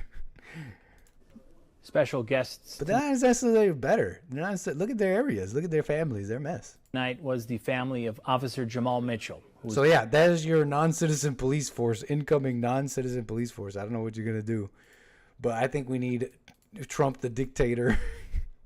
They're saying he's going to be a dictator. You've seen this cartoon, right? I'm sure you've seen this cartoon. Yeah, right. Like, have vowed to hunt down every enemy of the Trump regime. The president decides that his rival is a corrupt person. And then we get to calls right after this. He orders the military to assassinate him. As if Trump's going to be like, I was having this call yesterday too, and I think I had a call yesterday or the other day about, will Trump really deport a bunch of people? And I didn't really give it much thought. I was telling the caller I highly doubt it, but some of the rhetoric from Trump lately has made me think, I'm going to leave it as an I don't know. And deep down, I'm leaving everything. I leave everything as an I don't know, so you don't have to worry about that. I got that handled. That being said, it may be kind of ridiculous what I'm saying. Mass deportation. Like, I really started thinking about what that would look like and what it would take. And Republicans and Democrats don't want it. They don't care. They do not care. They want more immigration, and they've been lying to the public for decades with the same old lies, I realized. And I heard the other day, and it reminded me, we got to stop the bleeding. We got to close it up, and then we'll deal with it's the same old crap for decades. So yeah, I highly doubt it, but this cartoon is based. The president may remain in office far beyond his 4-year term. Like, yeah, we wish. Yeah, we wish. Okay, we got, I think we got Canada in the house. You're on the air. Hello? Zenny, sir. I recognize that voice. Welcome. How you doing? What's up, bro? How's it going? All is well. All is well. Yeah, that's wild about that non-citizen police force. That's going to be coming all over the Western world. If it already isn't in your city, it's coming. All those illegals they put in your city? They put them there for a reason. It's crazy. They give them houses, and now they're going to give them guns. Yeah, give him guns, trying to give him loans, trying to, it was only gruesome Newsom that stood in the way of Democrats giving illegals $150K. Isn't that weird how he's like the Newsom of all people is one of the last bulwarks that California Gruesome has. Newsom. This white man He looks like an evil villain. Right. This Gotham City looking villain guy is the final bulwark for Californians. He's like one guy holding back all these immigrants. Like, wait, hold on, I'm not that crazy, and it's just about to burst. Yeah. And just like drown him. That's like kind of what I thought when I saw that he vetoed it, because I was like, oh, did they actually just do that crazy move just to make him look less crazy? Because that's a kind of a interesting strategy. How do you make sense of all this, man? How do you make sense? Like, what is the purpose? What's the grand move in the grand game? The grand scheme of the immigration stuff? Yeah, what's the big move in the big game of the globe here? How do you make sense of it? Well, it seems they're looking for replacement. Going to replace the white man or the Western white man with foreigners. It seems that's the goal, or at least to put enough of them to the point where they can subjugate the native peoples with an iron fist, using their squad of non-citizen army force. It's crazy, man. I think just wild. I think just the political establishment has just been incentivized for a long, long time to run all this. When people speak of the government, I mean, like, the government is made up of people, I'm sure you know, and there's a certain amount of people, a percentage of them that have been captured, so to speak, captured by these incentives, the incentives on the Democratic side to bring in people, to import voters, but also on the Republican side to import work. You hear about these. I heard someone else the other day mention some reporting on some illegal that killed someone in Iowa. And you look at, and from now on, after hearing this, I'm going to look at if there's ever an illegal killing someone in a red state, I'm going to see if they were employed by somebody. Because it turns out in a lot of these cases, you get these illegals in these red states, they're actually employed. They're employed by some agricultural company that's in the pocket of the very same Republicans of that state. And there's your American political system for you. Yeah, definitely. It's happening on both sides, but on the Democrat side, it's just like overt. It's just like, yeah, bring them in and give them citizenship now. Yeah. But on the Republican side, they're like, yeah, we'll let them work, and then like if they guess they can stay. But so it's kind of But at the same time, there's also the point is where it's like it is kind of like God's will if you really think about it. Explain. Like God is letting this happen, so there's a reason why, and it's because, and we all know why. It's because the Western world has forsaken Him, and now they're being punished. We're being punished, actually. We are all being punished. Really? What makes you say that? They were being punished? Yeah, and that God's doing it. So God's bringing in the immigrants? Well, he's letting it happen. Mm-hmm. Well, everything that happens. But God lets everything happen. So you can say that about anything. Mm-hmm. Yeah. God lets literally everything happen. Exactly. So you can say that about anything. It's all His plan. It's all His grand. Right. But you see what I'm saying? Plan. It's a little different than you saying God is letting this specifically happen because America has turned from God. And also, you went more than just He's letting it happen. You're saying we're being punished. But if the punishment is just Him letting it happen, it's kind of a cop-out because, look, He lets everything happen. So who's to say that why point out the immigration and what's happening to America specifically if He lets everything happen? Well, because it's not good. I mean, if it's not good for us, so it seems like it's a punishment, right? Would you say God is doing it though? So God is letting it happen. I think we're kind of like you said, like Republicans are bringing them in, Democrats are bringing them in, both people are bringing them in. So like we're doing it to ourselves, but it's because we've turned away from God and we've turned to ourselves and our own selfish desires. And when you do that, it just leads to sin, and sin leads to death, and it leads to the death of your society. I hear you, man. I hear you. So are these the plans of men or the plans of God? well, nothing is the plan of man, like the plans of men. Everything is God. Everything's God's plan. Everything? So, everything, yes. And what makes you say that? Everything that happens in the entire universe. So the destruction is of ordained by God to happen. so the hurting of innocent, or I don't know, the anger in America, the destruction and all that. Yeah. God's plan. God planned that. Everything is God. It's such a. I find it. I've heard this before, man, and I've heard this from Christians, and I've always found it strange, the description that Christians will give to God. They make him out like I don't know, like this vindictive, and like I don't know, like it's never made sense to me. I gotta say, in my opinion, I don't think God's involved at all. He's far away from all this. He's far away from all this. This is what we're doing, and really not even us, but Satan through men, and that's why there's collisions. That's why everyone's life is a collision. That's why people's lives are the way they are, because we are. I don't think that he's doing it. I said he's letting it happen, right? I think because Satan is in control of us. That's why we have collisions in our life. It's not God guiding us. It's not God's plan. It's Satan's plan. You just answered the biblical question. Yeah. It's not God's plan. It's Satan's plan. That's what I think.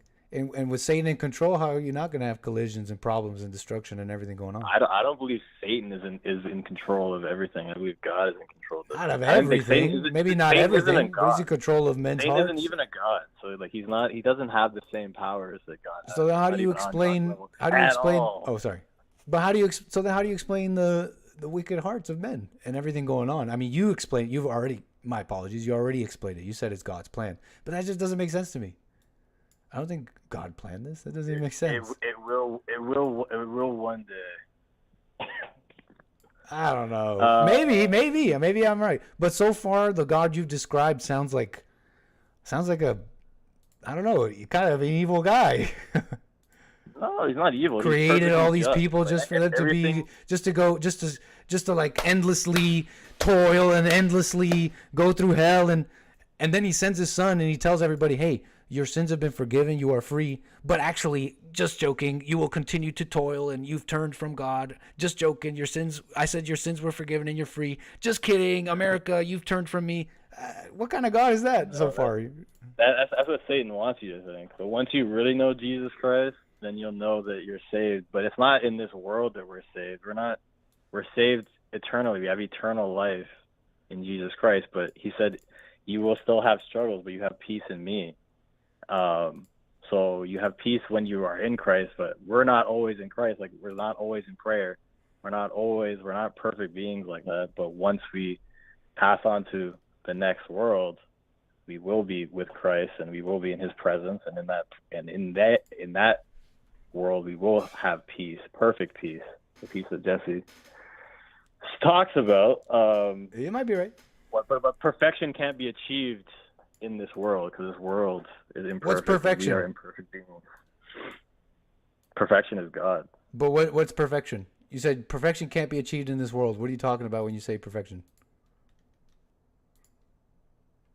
Well, it's almost indescribable, but it's perfection. Like, I can only describe it as Do God. you know what it is? God is perfection. God is perfect truth, perfect love, all wrapped up into one. And that is God, and that is but you said perfection. That's just words. But hold on, you said, but you know what this perfection is. You know what this perfection is. Words. I just described what it was, and you said it's just words. And you said what? That's how we talk. And you said it's what That's again? how we communicate with each other. But sorry, it just didn't make sense to me. Can I say use it again? words Say to it again. communicate with you, though? Yeah, you can. My bad. But no, I'm just saying, like, it just didn't make sense to me. Stop with the Jesse. Try again, bro. Let's have a conversation. We are having a conversation. I'm telling you, it just didn't make sense to me. When I said that's just words. When I said that's just words, I'm just trying to describe to you that it didn't make sense to me. So can you try again? Maybe say it again for me, and maybe I just didn't hear it right.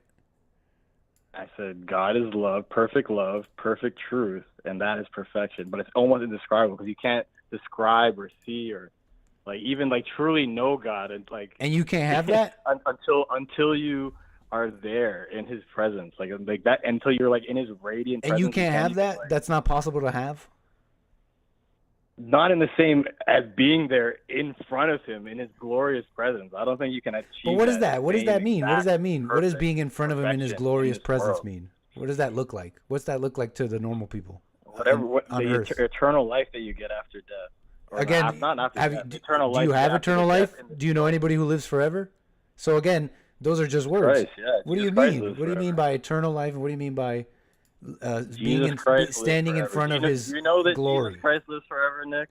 But I'm asking you that normal Jesus questions, Christ man. is living I'm asking at you, the what's right it hand like of to the be in Father? front of God's glory? What's that like? What does that mean? No, I'm not there. So then why are you I'm saying not something there. you don't know? Because it describes it in the Bible as something Oh. that we will experience. At So some you don't point. know? No, but I have faith. Well, there you go. Something you guys. Well, there need you to go. learn So you about. don't know. Use that expression a bit more. Maybe. And be a little bit more humble. You need to be more humble because you don't know anything either. Right, and So I admit that. But you are the one. You're the one who came you here. have faith? You're the one who came. You're the one who came here though? saying you do know what all that stuff is, and then once we've had you, slowed you down to describe it, turns out you don't know. No, I describe it. You just said that But you just said you don't know. You agreed with me that you don't know. But you agreed with me that you don't really know. Oh, the glorious presence? Yeah, you said I don't know. You said what when I it asked you to feel just what does that mean? Glorious presence, blah blah blah. You said I don't know. I believe it's indescribable. How about that? That's a better way. So then again, undescribable is another word for I don't know. Not really. Yeah, it It's is. just that it can't. If be you put know into something, you words. can describe it. No, I'm humble. I'm humble enough to know that. Well, you should be humble I enough to don't- know that when you can't describe something, you don't know it. So you should say I don't know. No. I can say it's indescribable. yes. I can say that. No, I mean like if you want to just say like, oh, I got you. You don't know. Like. Well, fine, yeah, you can't even sure. describe it. That's the definition of not knowing something. I disagree. I think indescribable is a way to describe something that isn't describable. Right, Like it's a God. way of describing something you don't know. You'd be like, what is God? Like, what is God? Like, what is love? Like, you just get That's a great question, don't you think? And try to make people. But these answers are never satisfactory for you because you just keep on asking. But things you're like, the one oh, saying try to you break don't. It down, break it down. They break may it be down, break it down. Fair enough. They may be not satisfactory. I wonder why. I wonder why they're not satisfactory. Maybe because you don't really know. But I'll give you that. You're right. They're unsatisfactory. But the question remains. The question remains. You're the one who's claiming to know this love. You're the one claiming to know this love and know these things about God. You should be able to describe it. I'm not the one claiming that. That's you. Perfect truth and perfect love, like those are things that are concepts that are beyond human grasp and understanding and beyond human words. Like you don't talk about like, or you can't describe. I don't know if words, I'd say that. or just words like perfect love and perfect truth. Like those are things that are that is the essence of God. So like, how can you say you can just put it into words, describe it right now? It's like You know how you can put much less complicated things, the things that you do know, like you can put. There's a whole bunch of things you can put into words. much less complicated. Obviously, exactly. You should stay like that. You should stay like that. Complicated. You should stay like that because everything else is pretending. You know how you can? I can describe to you simple things. I can describe things that I do know. So that's what knowing is, and so maybe this is kind of outside of your purview. Maybe God hasn't let you in on the secret yet because it's kind of outside of your purview. You can know simple things like how to work this iPhone, and maybe you can even know great, truly deep, complicated things like what is love. But if you can't explain it to me, maybe you don't know. I mean, you hear Jesse explain it and it makes sense to all of us and we're like, dang, that guy knows.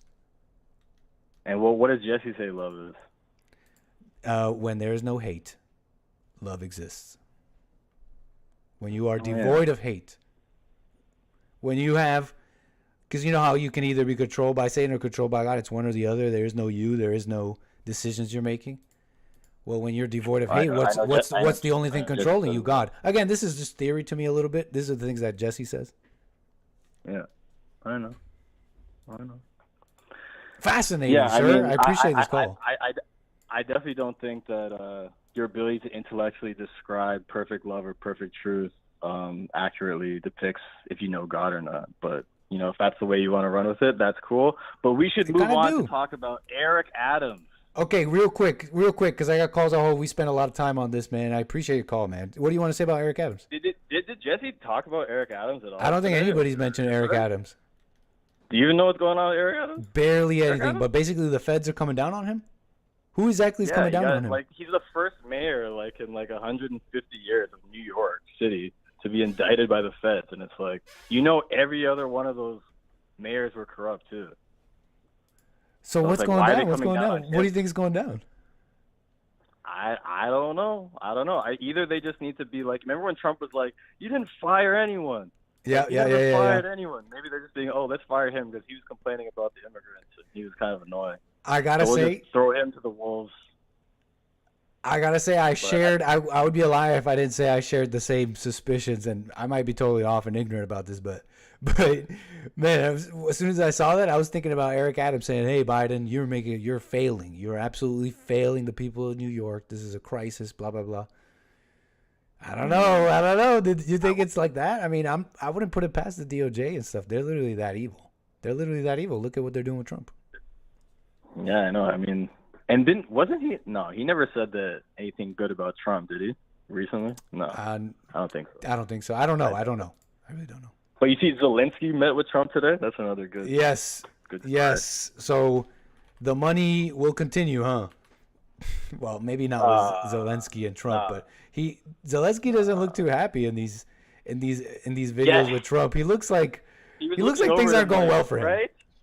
Right? Like you're gonna support us, right? Please? Right, Trump? Please? Trump's like, yeah, we're gonna find a solution to this war.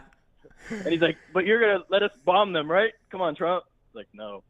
I love it, man. I love it. It's like, sorry. The Donbass, gone. God, yeah, we're not getting it back. Sorry. Oh, man. Oh, Kevin Howe is pissed in the chat right now. Hey, there's some people, they see it a different way. Some people are Slava Ukraina. Slava Ukraini. Man, And I Zenny, just always a want my pleasure, man. taxes to go down. Last thing you want to say before we move the wheels?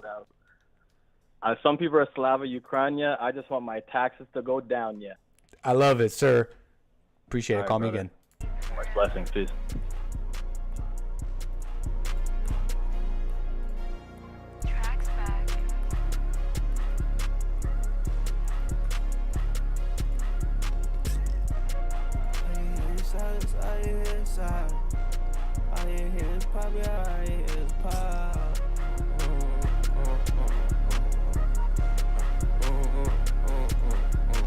Wrap that boy up like a mummy, wrap him up like dog, dog, dog, dog, dog, dog, dog. In the corner, wrap that boy up, wrap the boy up, nice, nice, nice, nice, nice, nice, nice, nice, nice. Yeah, I talk tonight, na na na na na na na na na na na na na. Got my time, yeah, I talk I can't stop.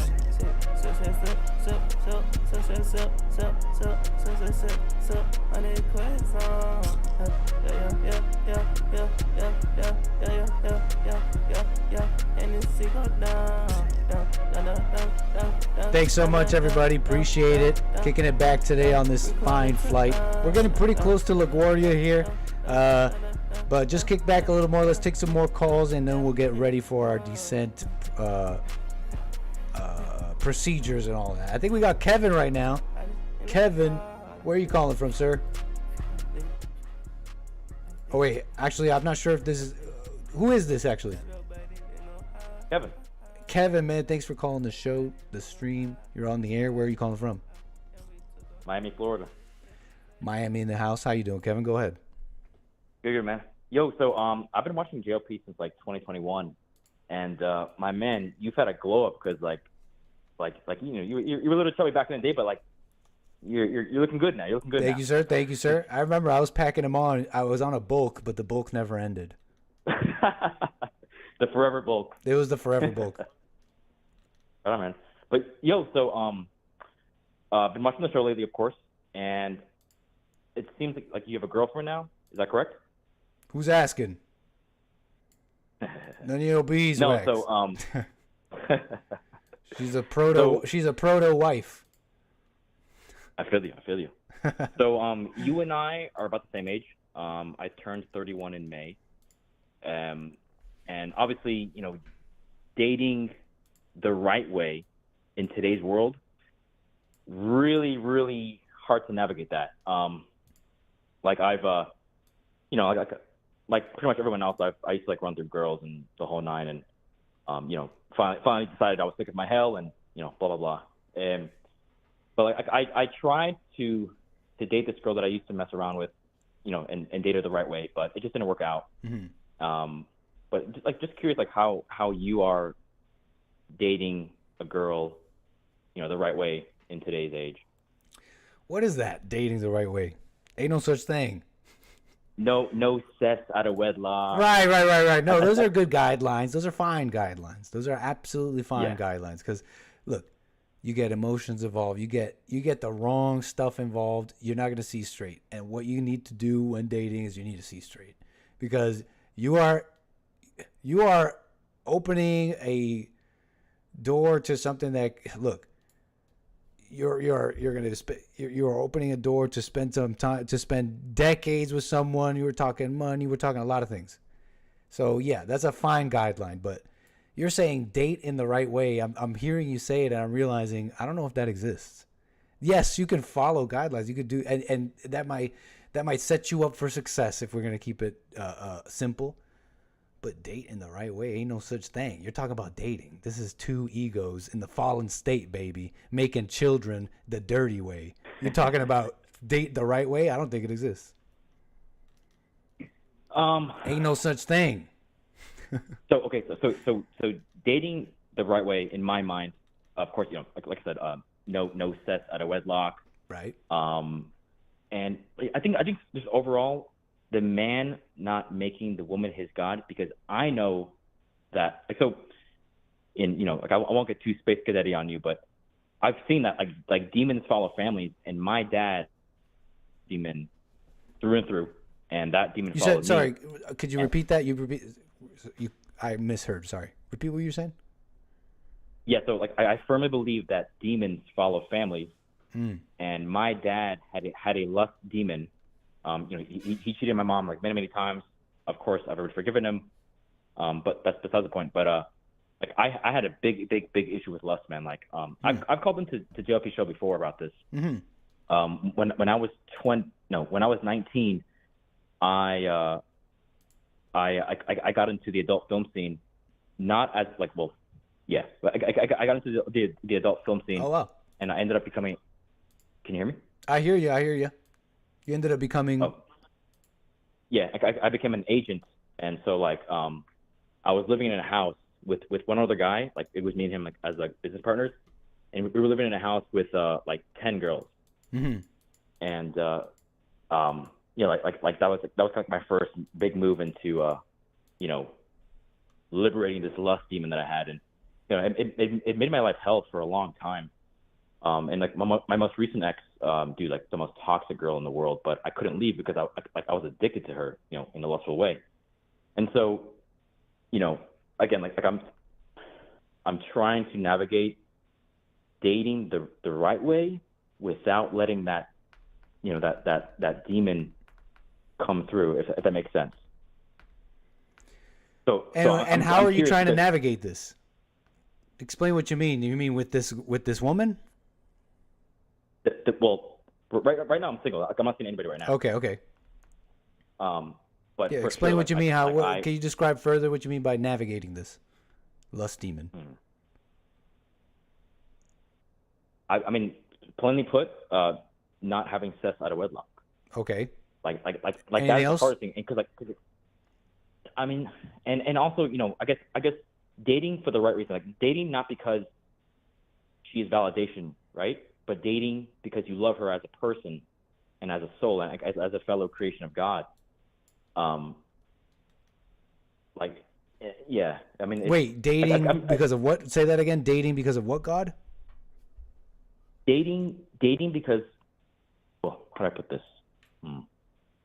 Dating with the intention of not using her as validation or just for physical use, right?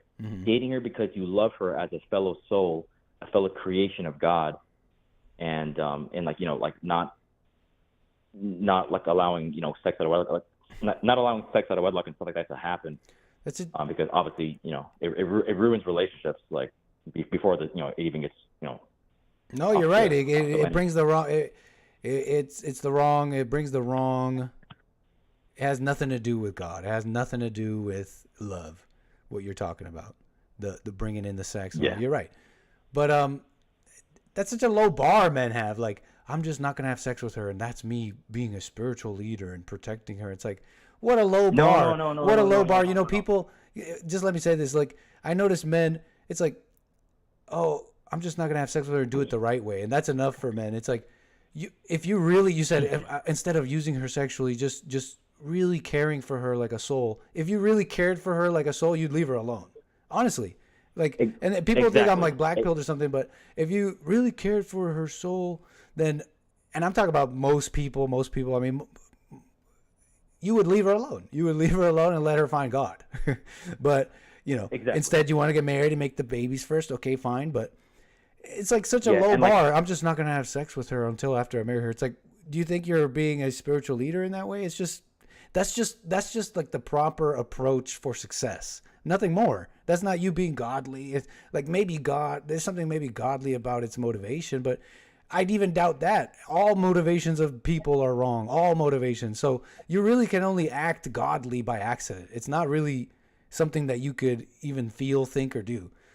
And for that same very reason why you shouldn't think, feel, or do too much about relationships. It's just, if you want to get married and if you want to have kids, well, get married and do it the right. That's the best way for success and all that. But I don't know. I feel like God has very little to do with all that. Like, if God is involved there, he's involved. If God is involved in a marriage, it's because he's involved with one individual, and that individual's journey, relationship, whatever, with God is the light in that relationship. But God is not involved in relationships. I doubt it. I don't know, but I can't. I don't see it. I don't see God in relationships. Do you? Not in the modern relationship, no. What about old relationships? In what way were they in old relationships? Well, so example, like our grandparents. Many times the woman was a virgin. Sorry, let me text you. Many times the woman was a virgin, and like they stay together forever. And nowadays, I mean, it's nowhere. It's nothing like that. Like example, like all the parents at my high school, like all the families, they're literally all divorced. Like every single one of them. It's crazy. And like most of the time it's because of the guys, maybe cheat on them one too many times, which is of Satan, of course. Like, but yeah, like as far as like me personally, I've stayed single for almost a year. I'm not looking for a woman because we all know you look for a woman, you'll find Satan's daughter. Yeah, and I learned that firsthand. So yeah, no, like I mean, as far as my life goes right now, it's just work. It's putting God first with everything, and of course, with the thought, it's like, hey, like if I'm meant to get married, God will put that woman in my life for me. Do you really believe that? Yes. So then why are you calling? I believe 100%. Like, no, so I'm calling you because I'm curious as to how you, a fellow millennial, is navigating the dating. Great question. No, that's a totally fine question, man. And I appreciate your call. I really, really do. I'm just saying, I said that to kind of like make you in the chat think a little bit. It's like, oh, if I really believe God's just going to give me the right woman, why even call it? It's like, why even think about women at all then? Why ever even consider for 1 second, how should a godly relate? No, you already got your eyes on God. There's nothing else you got to do. You don't have to do anything else. You already got your eyes on God. Everything's cool. You don't have to even think about what is the godly way of acting with a relationship. And the reason why I'm stressing this is because I noticed that, for example, you mentioned the old godly relationships of your grandparents. And I'll say this about your grandparents. And you know what, maybe I'll ask, maybe you tell me. But I noticed these older relationships, and you tell me if this is the same with your grandparents. I noticed these older relationships, they're not navigating these things you're navigating. It doesn't seem like they ever had to navigate anything. They were just kind of raised that way, and that's just what they believe. Like, you just stay together for life and blah, blah, blah. And that's just what they believed. They didn't have to navigate anything. And so just something I was thinking of. But I guess from that, maybe conclude, if there's any conclusion from that, maybe maybe you don't worry about navigating things so much because it's about the people. Like if you're dating someone, and you know how modern people are, guess what? Those people, like your grandparents, aren't around anymore. And so you gotta have to either find someone like that, or I don't know, you're kind of out of luck. Live a no thinking life. I like that. That makes a lot of sense, man. And yeah, that makes sense, sir. Because think about it, man. If you're already putting God first in everything, then you wouldn't even ask or think about a woman.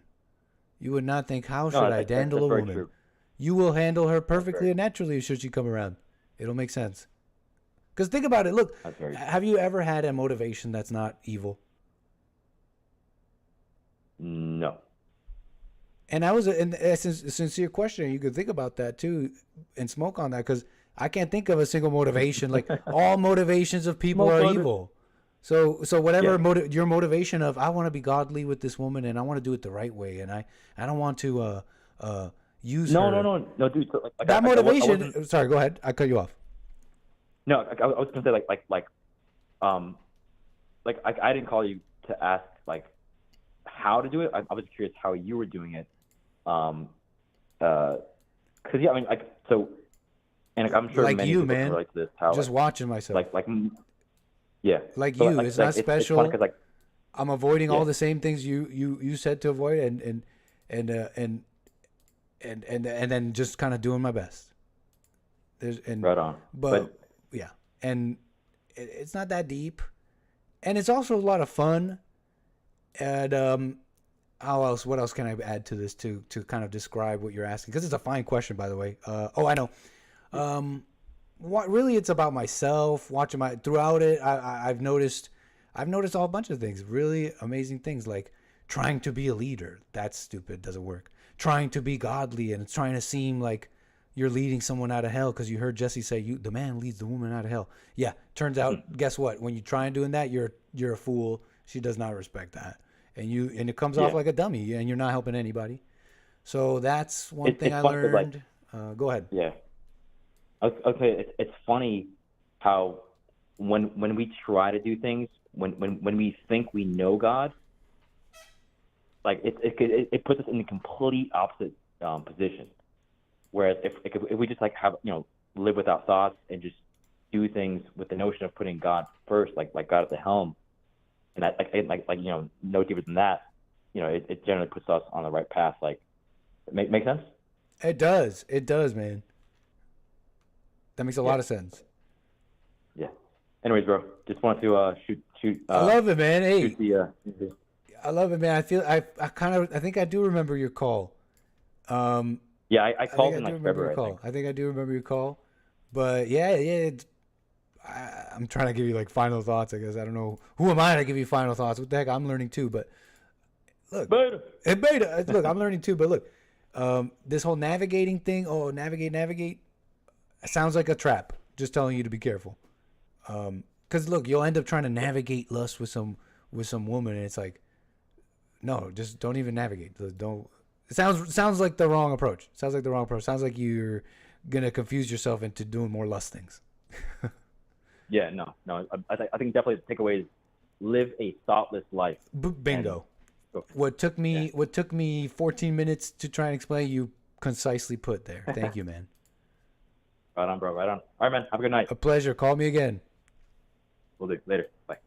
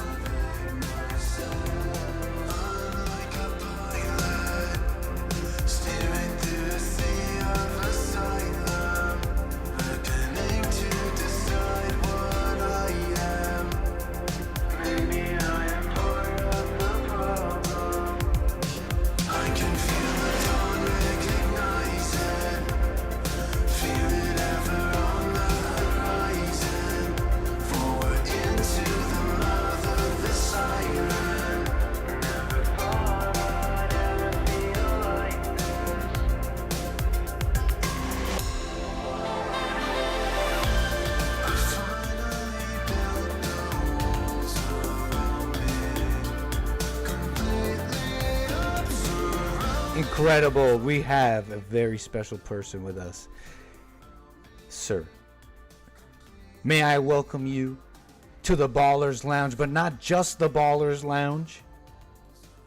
You could see the big seat in the middle there, and that big seat's got an imprint on it, and it fits your behind, Lord Spike Protein. I appreciate your support. Always so generous.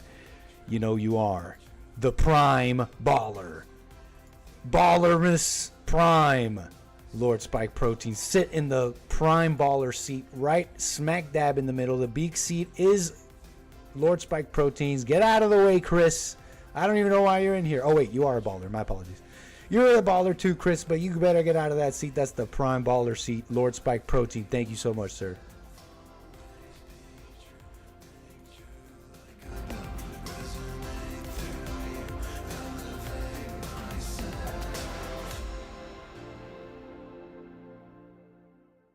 Very nice. Okay, so let's see here. What shall we do now? I got callers, 844-900-2229. Let's rock these callers. I have some interesting topics, but you know what? I might even just save these. They're that good. We'll see what we'll do, but I want to get to these calls. I really do. Jaime, you've been waiting a while, and I appreciate the patience. You're on the air. Yo, what's up, Nick? Welcome, sir. Hey, how's the plantation doing? You know, great. Did you see yesterday's stream? I gotta watch it. We did another episode yesterday. Look, it's been a long story, longer than I thought. I was cutting up the videos. It turns out we've done quite a bit of plantation, and we're coming out of a dark time where Jesse had to basically massacre all his employees, all but 2. But we're coming out of it, and we've carved out a large section of the mountain that will be our our base. And things are going well. I gotta say. Things are on the up and up. Nice. I did catch some of it. I think some people died from eating bad rice. Someone got sick from eating raw rice, but you just reminded me, and I almost didn't want to remember. We actually did have tragedy yesterday. Tragedy did befall us actually yesterday deeply. And I almost don't want to think about it or talk about it, but Sandy, Sandy, we trained a wolf and named it Sandman. Nice. Well, Sandy died. Sandy was ripped up by a grizzly bear yesterday, sad to say. You sure it was a grizzly bear and not one of them Haitians? It was a bear. I swear it was a bear. It looked like a bear, had claws like a bear, but it was saying it did have a whole bunch of blood and some ritual looking thing. No, I don't know. I was trying to stretch a joke out of that. It was a bear. Cool. Hey, you ever think about doing that alligator pit? Big time. And we're still working it all out. But we are actually able to build a moat. I don't know if we could throw in alligators, but I'm sure we could figure it out. There might even be a mod, but it's definitely on the list of things to do. I mean, we're literally building a lair inside of a mountain. How can we not have an alligator-filled moat? Well, I just thought about the alligator thing for Fred. What do you mean? Fred's grandma, who used to tell him stories about white men throwing their babies into the alligators. Isn't that crazy?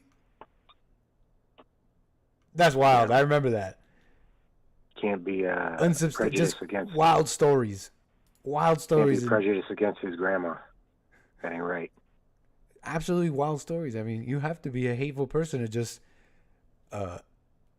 no space, no thought about it, just assumption. Of course they fed little black children to alligators. They're white people. Of course they did. I mean, you have to be a hateful person. Man, what a prejudiced world we live in, huh? Big time, man. Well, hey, I wanted to talk to you because that guy had a question about what does God look like, something like that. Uh-huh. What is God like, or? Yeah, something like yeah. I was saying stuff like that. I was saying stuff like, what kind of God are you worshiping? If he's like just creating people to just endlessly, hate each other and tumble around in ego and hell and blah, blah, blah on this earth.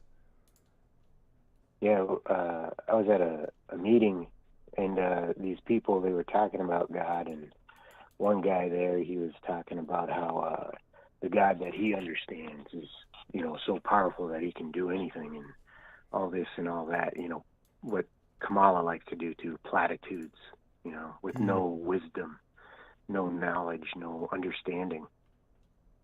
And, you know, I got into him about it. I did out of love, of course, you know. I let him know, hey, I humbly disagree with you. And let me tell you why you're wrong. But it's like that guy Jesus. He said, hey, you see me, you see the Father. Right? And What do you I mean? think Yeah, you go had ahead. said, What do you mean? I think you had said something like, you know, Jesus came and told us, you know, came to give us a message. Well, and I'm sure you know this, but a lot of prophets came to give us the same message over and over and over again. You know, so it wasn't just Jesus that gave us that same message. People have been hearing this message over and over for centuries, millennia. Big time. Check it out. Not everybody gets it. Yeah, and that's the truth. Can you describe that a little bit for the people? Describe what? He's talking about the truth and the message that Jesus came to give and all that. Yeah, help out the people a little bit. Describe the message just a little bit. The message is be at peace. The peace is inside of you. Give up your anger. Denounce it. Repent of your anger so that you can come to peace. You do that, it doesn't matter. Nothing matters. You girlfriend, wife, having kids, having a house. Yes. None of that will matter if you don't have peace. And once you have peace, then nothing else matters. It'll just happen. I agree, man. As time continues to go on, more and more confirms to me that anger is the nature of Satan, and all must overcome it is like the only truth. It's like the only truth. Like, I'm sure some of you watched the Hake Report earlier today. Fire episode, huh? Mark, Joe. You saw Mark. I'm sure some of you know of the ongoing calls with Mark and Joe. But if you don't know, Mark is a caller on the Hake Report, and he's, you know, he comes with a lot of facts that rub people the wrong way, but it gets people thinking like, hey, but is the guy wrong though? But, you know, there's always been a suspicion that he's like, you know, an angry guy, and I mean, it comes out, and then boom, he turns on James, who's been nothing but nice to him, and lets him speak, and he's just like calling him out all these things. Look. Anger is the nature of Satan, and all must overcome it. It's like the only truth. Yeah, and you know, Hake, he sees that, you know, and just like Jesus, he weeps. He understands. He's just a lost. Hake doesn't cry. Lost poor sheep. That's slander. He's never cried. No, he doesn't cry. He weeps. Right. Not even a tear comes out, just weeping because he sees that they just can't see. Yeah. They just can't see, man. Yeah. Amazing. Well, cool, man. You have a good night. Have a good pleasure, weekend. Jay. Hi, man. Always a pleasure, Jay. Call me again. Bye. Bye-bye.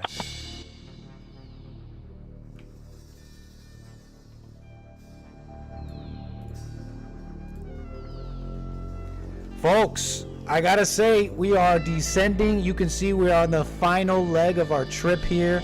LaGuardia International incoming. I appreciate everybody. Look, and everybody waiting so patiently. Him Diddy, you're next. I will get to your call. But after Him Diddy, I cannot make any promises. We'll try our best here. We are preparing for our descent. Hey, how's it going? Good. How you been? The more I'm exposed to you guys over at Bond, the more blown away I am. Sorry, folks, I was muted. I was just saying hello to Him Diddy. I was welcoming him to the stream, and my apologies, folks, but welcome Him Diddy. All is well. Go ahead. So the more I'm watching you guys and getting acquainted with you digitally, it seems crazy. Like you and me specifically are following a similar life path. Like we both grew up in Scarborough. Yeah. Living in Miami. Oh, amazing. I think I might end up in LA to join your flock. Amazing. It'd be a pleasure to meet you, sir. Yeah, I hope so. I don't know. There's a bunch of things. The perfect peace thing. Did you ever experience what could be described as perfect peace? Maybe a glimmer. Yeah, or that's what something. I think too. Maybe. I know. I wish I could tell you with confidence, but I'm not gonna lie to you. Look, it's called. They're calling it perfect peace, man. And it has to be perfect. So, yeah, you know. So my experience, or what I kind of thought, was that like when I started listening to JLP in the first week, and I forgave my parents, and then about 3 hours after that phone call, it took me to realize that like my thoughts, my emotions, everything had, like, the volume was turned down to like being a voice in another room, to the point where it was like, easily ignorable. And then when it came back to me about 10 days later, I was a little bit disconcerted with that. Yes. But it took me a few more weeks to realize that I had been cured of anxiety, because I'd probably go through a bout of it maybe twice a month or something like that. And so yeah, that was interesting. It took me a while to appreciate, but it was certainly good. Right on, man. So you used to have like a bunch of anxiety. It happens to you a couple times a month, and you're saying you've been free from it, like totally free from it. Since the perfect peace had dissolved, yeah, I haven't had anxiety anymore, which was recent. I'd never had anxiety my whole life. I went through some pretty severe trauma through my 20s that kind of left me with like nervous tics and anxiety and all that kind of stuff, cancer and a whole bunch of things. But yeah, so I feel like a new man. I feel like I finally understand born again. Right on, man. I mean, good. I don't have much to say besides like just like keep it up. Like, are you gonna stop praying now or something? Are you done? No, Right, definitely not done. Right. Yeah, you just keep. But yeah, that's amazing. I personally believe you can overcome these things like anxiety and all these emotions. So I'm not gonna poo-poo anything here, and just look. I'm starting to think, and this is intellectual. This is like my theories, but yeah, just the perfect peace is like you just have to like truly believe it, and it's like you have it, I guess. But I don't know. Anyways, yeah. Well, it definitely seemed like a process, and I'm like, yeah, it wasn't immediate, but at the 3 hour mark after forgiving my parents, I was like, wait a second, where's my internal monologue? It's like outside the car or whatever. It was profound. Incredible. So no anxiety, just like no anxiety at all. Like there would be some triggers that I usually get, and just like dread would like befall me, and you know, I might even get a cold sore or something like that, like from the stress or whatever. But since all of that, I've been very, very easily able to capture my emotion. Like when something, you know, somebody talks down to me or whatever, and it inspires some anger, I'm able to see it, stop it, and be free of the physical consequences. I think, see, that part makes sense to me. What you just described makes sense to me, and what you just described, I think, is that reality that what you you know, when you just, I think you're describing a person who does not identify with that anger. They recognize it. I know that feeling. I know that thought, but I no longer identify with it. So you just, you don't let it affect you. You don't allow it any foothold. And I think that's what you're describing. Yeah. I mean, it's just amazing, sir. Right on. It has been, yeah. I'm very excited to come to LA and meet you guys eventually, whenever that happens. I don't know, but for sure. I feel like you guys are my tribe. Like everything Jesse said. Like, let's go. Like when I was first exposed to Jesse, it was, you know, whatever kind of the savage moments or you know, his what do you call it? Questionable things that he said. You know, you get a little short of him talking down about blacks or whatever, and like he has bad publicity through the algorithm. But then listening to his show, kind of feel like everything he was saying was just so true. And I'd never had too much exposure to the Bible, but it feels like I've gotten all the points through my life. Like I've been definitely driven for truth, and I've decided to be an honest person in my late teens. And just everything that I was exposed to is I was getting all this information and not knowing how to put it together. And then Jesse's message is sort of just like a lens to clearly see how all these things connect. So I resonated with it incredibly. And then now I'm hearing you, and we have like a similar life path, and everything's blowing me away. And you guys want to start a new a network, a 24-hour network. Last year, I'm starting a show myself, actually. It's like a skit show or whatever. So who knows? Maybe I end up getting a spot on Punchy TV or something like that down the road. Don't count it out. You never know. Who knows? Yeah, future's bright, I think. Right on, sir. Right on, man. Right on. Him Diddy. Oh, man. Anything else you want to talk about real quick, sir? We're getting ready for our approach procedures. It's time to land this thing. Yeah. The last time we spoke, you were asking me, because I had made the claim that my poetry was of the Holy Spirit or whatever.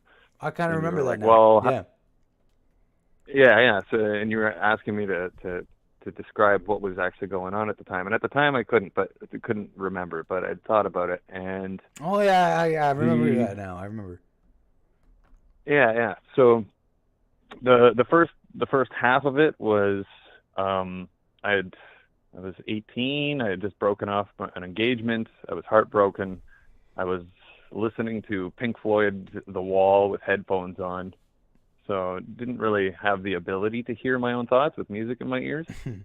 Especially not that one. It was just writing it out. And then the second half, when I was at a bus stop, and you were asking, did I hear the poem or whatever? And oh yeah, it actually was. It was like me just opening my mouth, and like I was hearing the poem come out of my mouth, like it was like glossolalia or whatever they call it. Speaking in tongues, you know, just like if I try speaking right now, this poem is going to come out of me. So I was running to record what was coming out of my mouth. I didn't hear it in my head. I had to say it aloud and then remember what I heard aloud in order to write it down. Sounds like a supernatural experience, man. It sounds wild. I've never come close to. I'm a skeptic, man. I don't know what to tell you, but I've had many supernatural maybe I'm one of these people who just never experienced not all of them are holy. Yo, you're saying not all of them are holy? Yeah, you're reminding me of this one time I was in church as a kid, and we were in a big church, and the pastor, it was one of these, it's like a big church, and the pastor's talking on some stage, he's got the mic, and in the middle of the service, this old lady stands up and starts yelling at the top of her lungs. And the pastor stopped at this point. She's like, and she's looking up into the sky and she's shaking. And she's like, this is God speaking. And I have a message for my children. So God was like speaking through her apparently. And I'm looking at her, I'm like, yeah, right. That's what I remember I was a kid. I'm just like, I don't buy it. There's some attention. You got now the whole congregation is now looking at you and nobody can say that wasn't from God because you're in church. And I'm just like a kid. I'm looking at it. I'm like, yeah, whatever. I'm like, whatever. That's funny. But I'm a little cynic, I guess, maybe. Did you end up? Did you watch the movie Nefarious? I did not. Suggestion in White History Month? No. Okay. I'm not. Because then you won't understand. I've had an experience like that. Like I understand where Jesse was coming from, where he's like the movie was about a demonic possession, and through Jesse's lens, he's lowering the bar for demonic possession to the ego. And in the movie, it was more of like an acute possession, like a demon was taking right, like another being speaking through a body and all that. Yeah, and he's got like omnipotent information and stuff like that, like things that the host couldn't know. but he's saying that anyways about like the other person's life and things like that. And I've had an experience like that too, where there were some substances involved, but this person started talking to me about like my parents' bank accounts and like my student fund and the numbers in there and things that they couldn't possibly know even existed, let alone the specifics. And that freaked the hell out of me, not gonna lie. It sounds freaky as heck, man, and it's a little bit of heebie-jeebies inducing just sitting here. I'll tell you this though, I'll be a liar. I'm not gonna sit here and be a liar. I'm a skeptic. I remain a skeptic. I wonder what that feels like. You're telling a person your lived experience, and I'm like, I don't know, I don't buy it. But hey, don't take it personally. Yeah. But it's a little heebie-jeebies inducing. I won't lie. I'll also say this though, whether or not that's true, and I'm not gonna say it's not. I can see that that's possible. I mean, spirits exist, for God's sake. But I'll say this: You're saying. You're making this distinction between a possessed person, like in the movie Nefarious, or where it's like a supernatural possession, and this being has knowledge of, supernatural knowledge of things that the human person can't know, and you're making the distinction between that and I guess just like the ego. But think about it, man. Well, there is no I would difference. Say they're both. There is no difference. They're A person yeah, who has right. who has anger and is in the ego. Guess what? Guess who's speaking through them? A supernatural being, anger, demons. And guess what else? Those supernatural beings have knowledge of things outside of that person all the time. You get thoughts all the time about crazy things, about things that might or might not happen. They're not coming from. So it's literally the same. So I don't know if you could really have that differentiation. You're you know right. what I mean? Like the bar gets a lot lower, and it gets way crazier. Yeah, so Jesse's message like really helps clarify my insane life experience. Interesting, sir. Hey, Diddy, man, we got to land this thing, sir. I'm going to let you go, but call me again. Okay. Pleasure as always. Yep, for sure. Ciao for now. Take care. All right, y'all. You know what that means. I literally see the runway before me. It is time to land. Delighted to be here. Were you in the Ballers Lounge this whole time? Super chat at the end of the show. I love it. Thank you. Delighted to be here. Have a great weekend, everyone. God bless. That's from Delighted to be here. Kevin Howe, thank you so much. Ballers on Ballers. You got to love the Ballers. Kevin Howe with a generous super chat. Says, split that between you, Hake, and Joel. Nah. And he puts a little grandpa emoji. You go on split those dollars between you three now and buy yourself something nice. Hey, appreciate it, Kevin Howe. A pleasure as always. Sit back, folks. It's time to land this thing.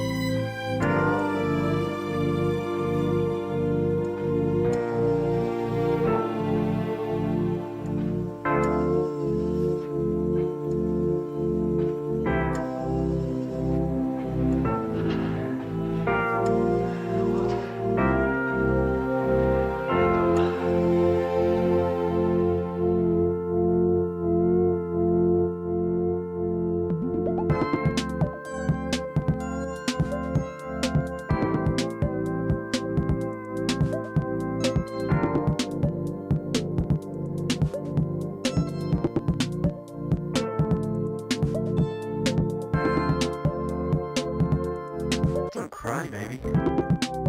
I love you.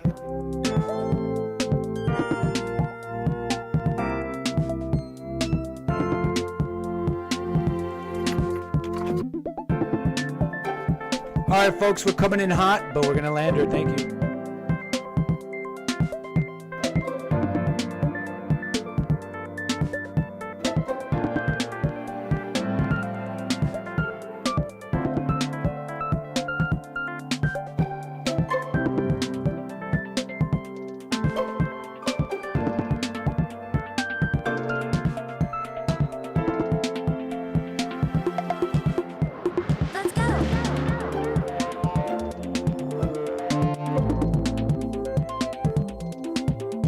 We're landing manual.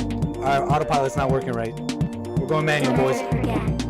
Wherever you go, I'm always with you.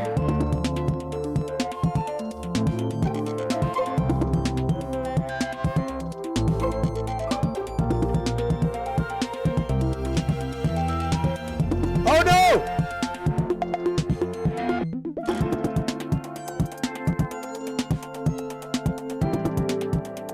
We died.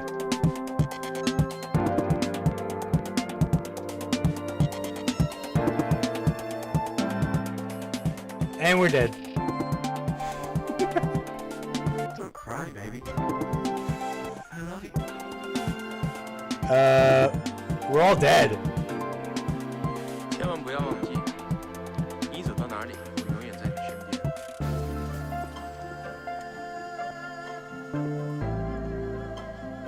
Well, damn.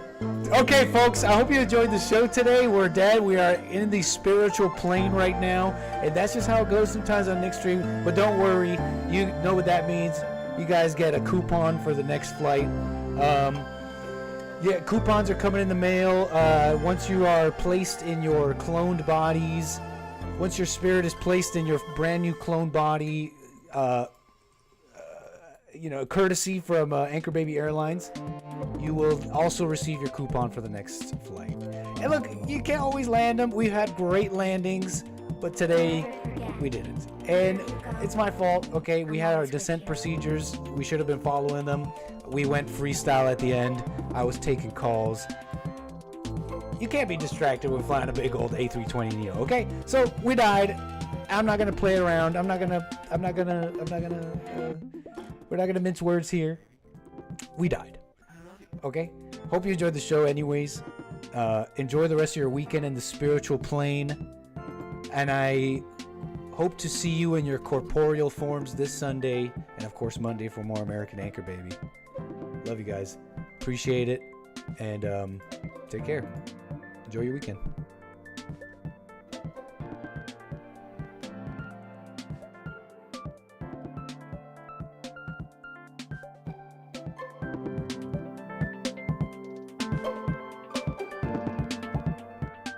And I don't want to forget these coffees. Hold on, Carver, thank you so much for the coffee. We'll watch this video that you sent us. My apologies. I should be checking the coffees. We will watch this next time we're together.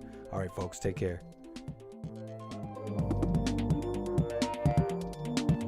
Don't ever forget, wherever you go, I'm always with you.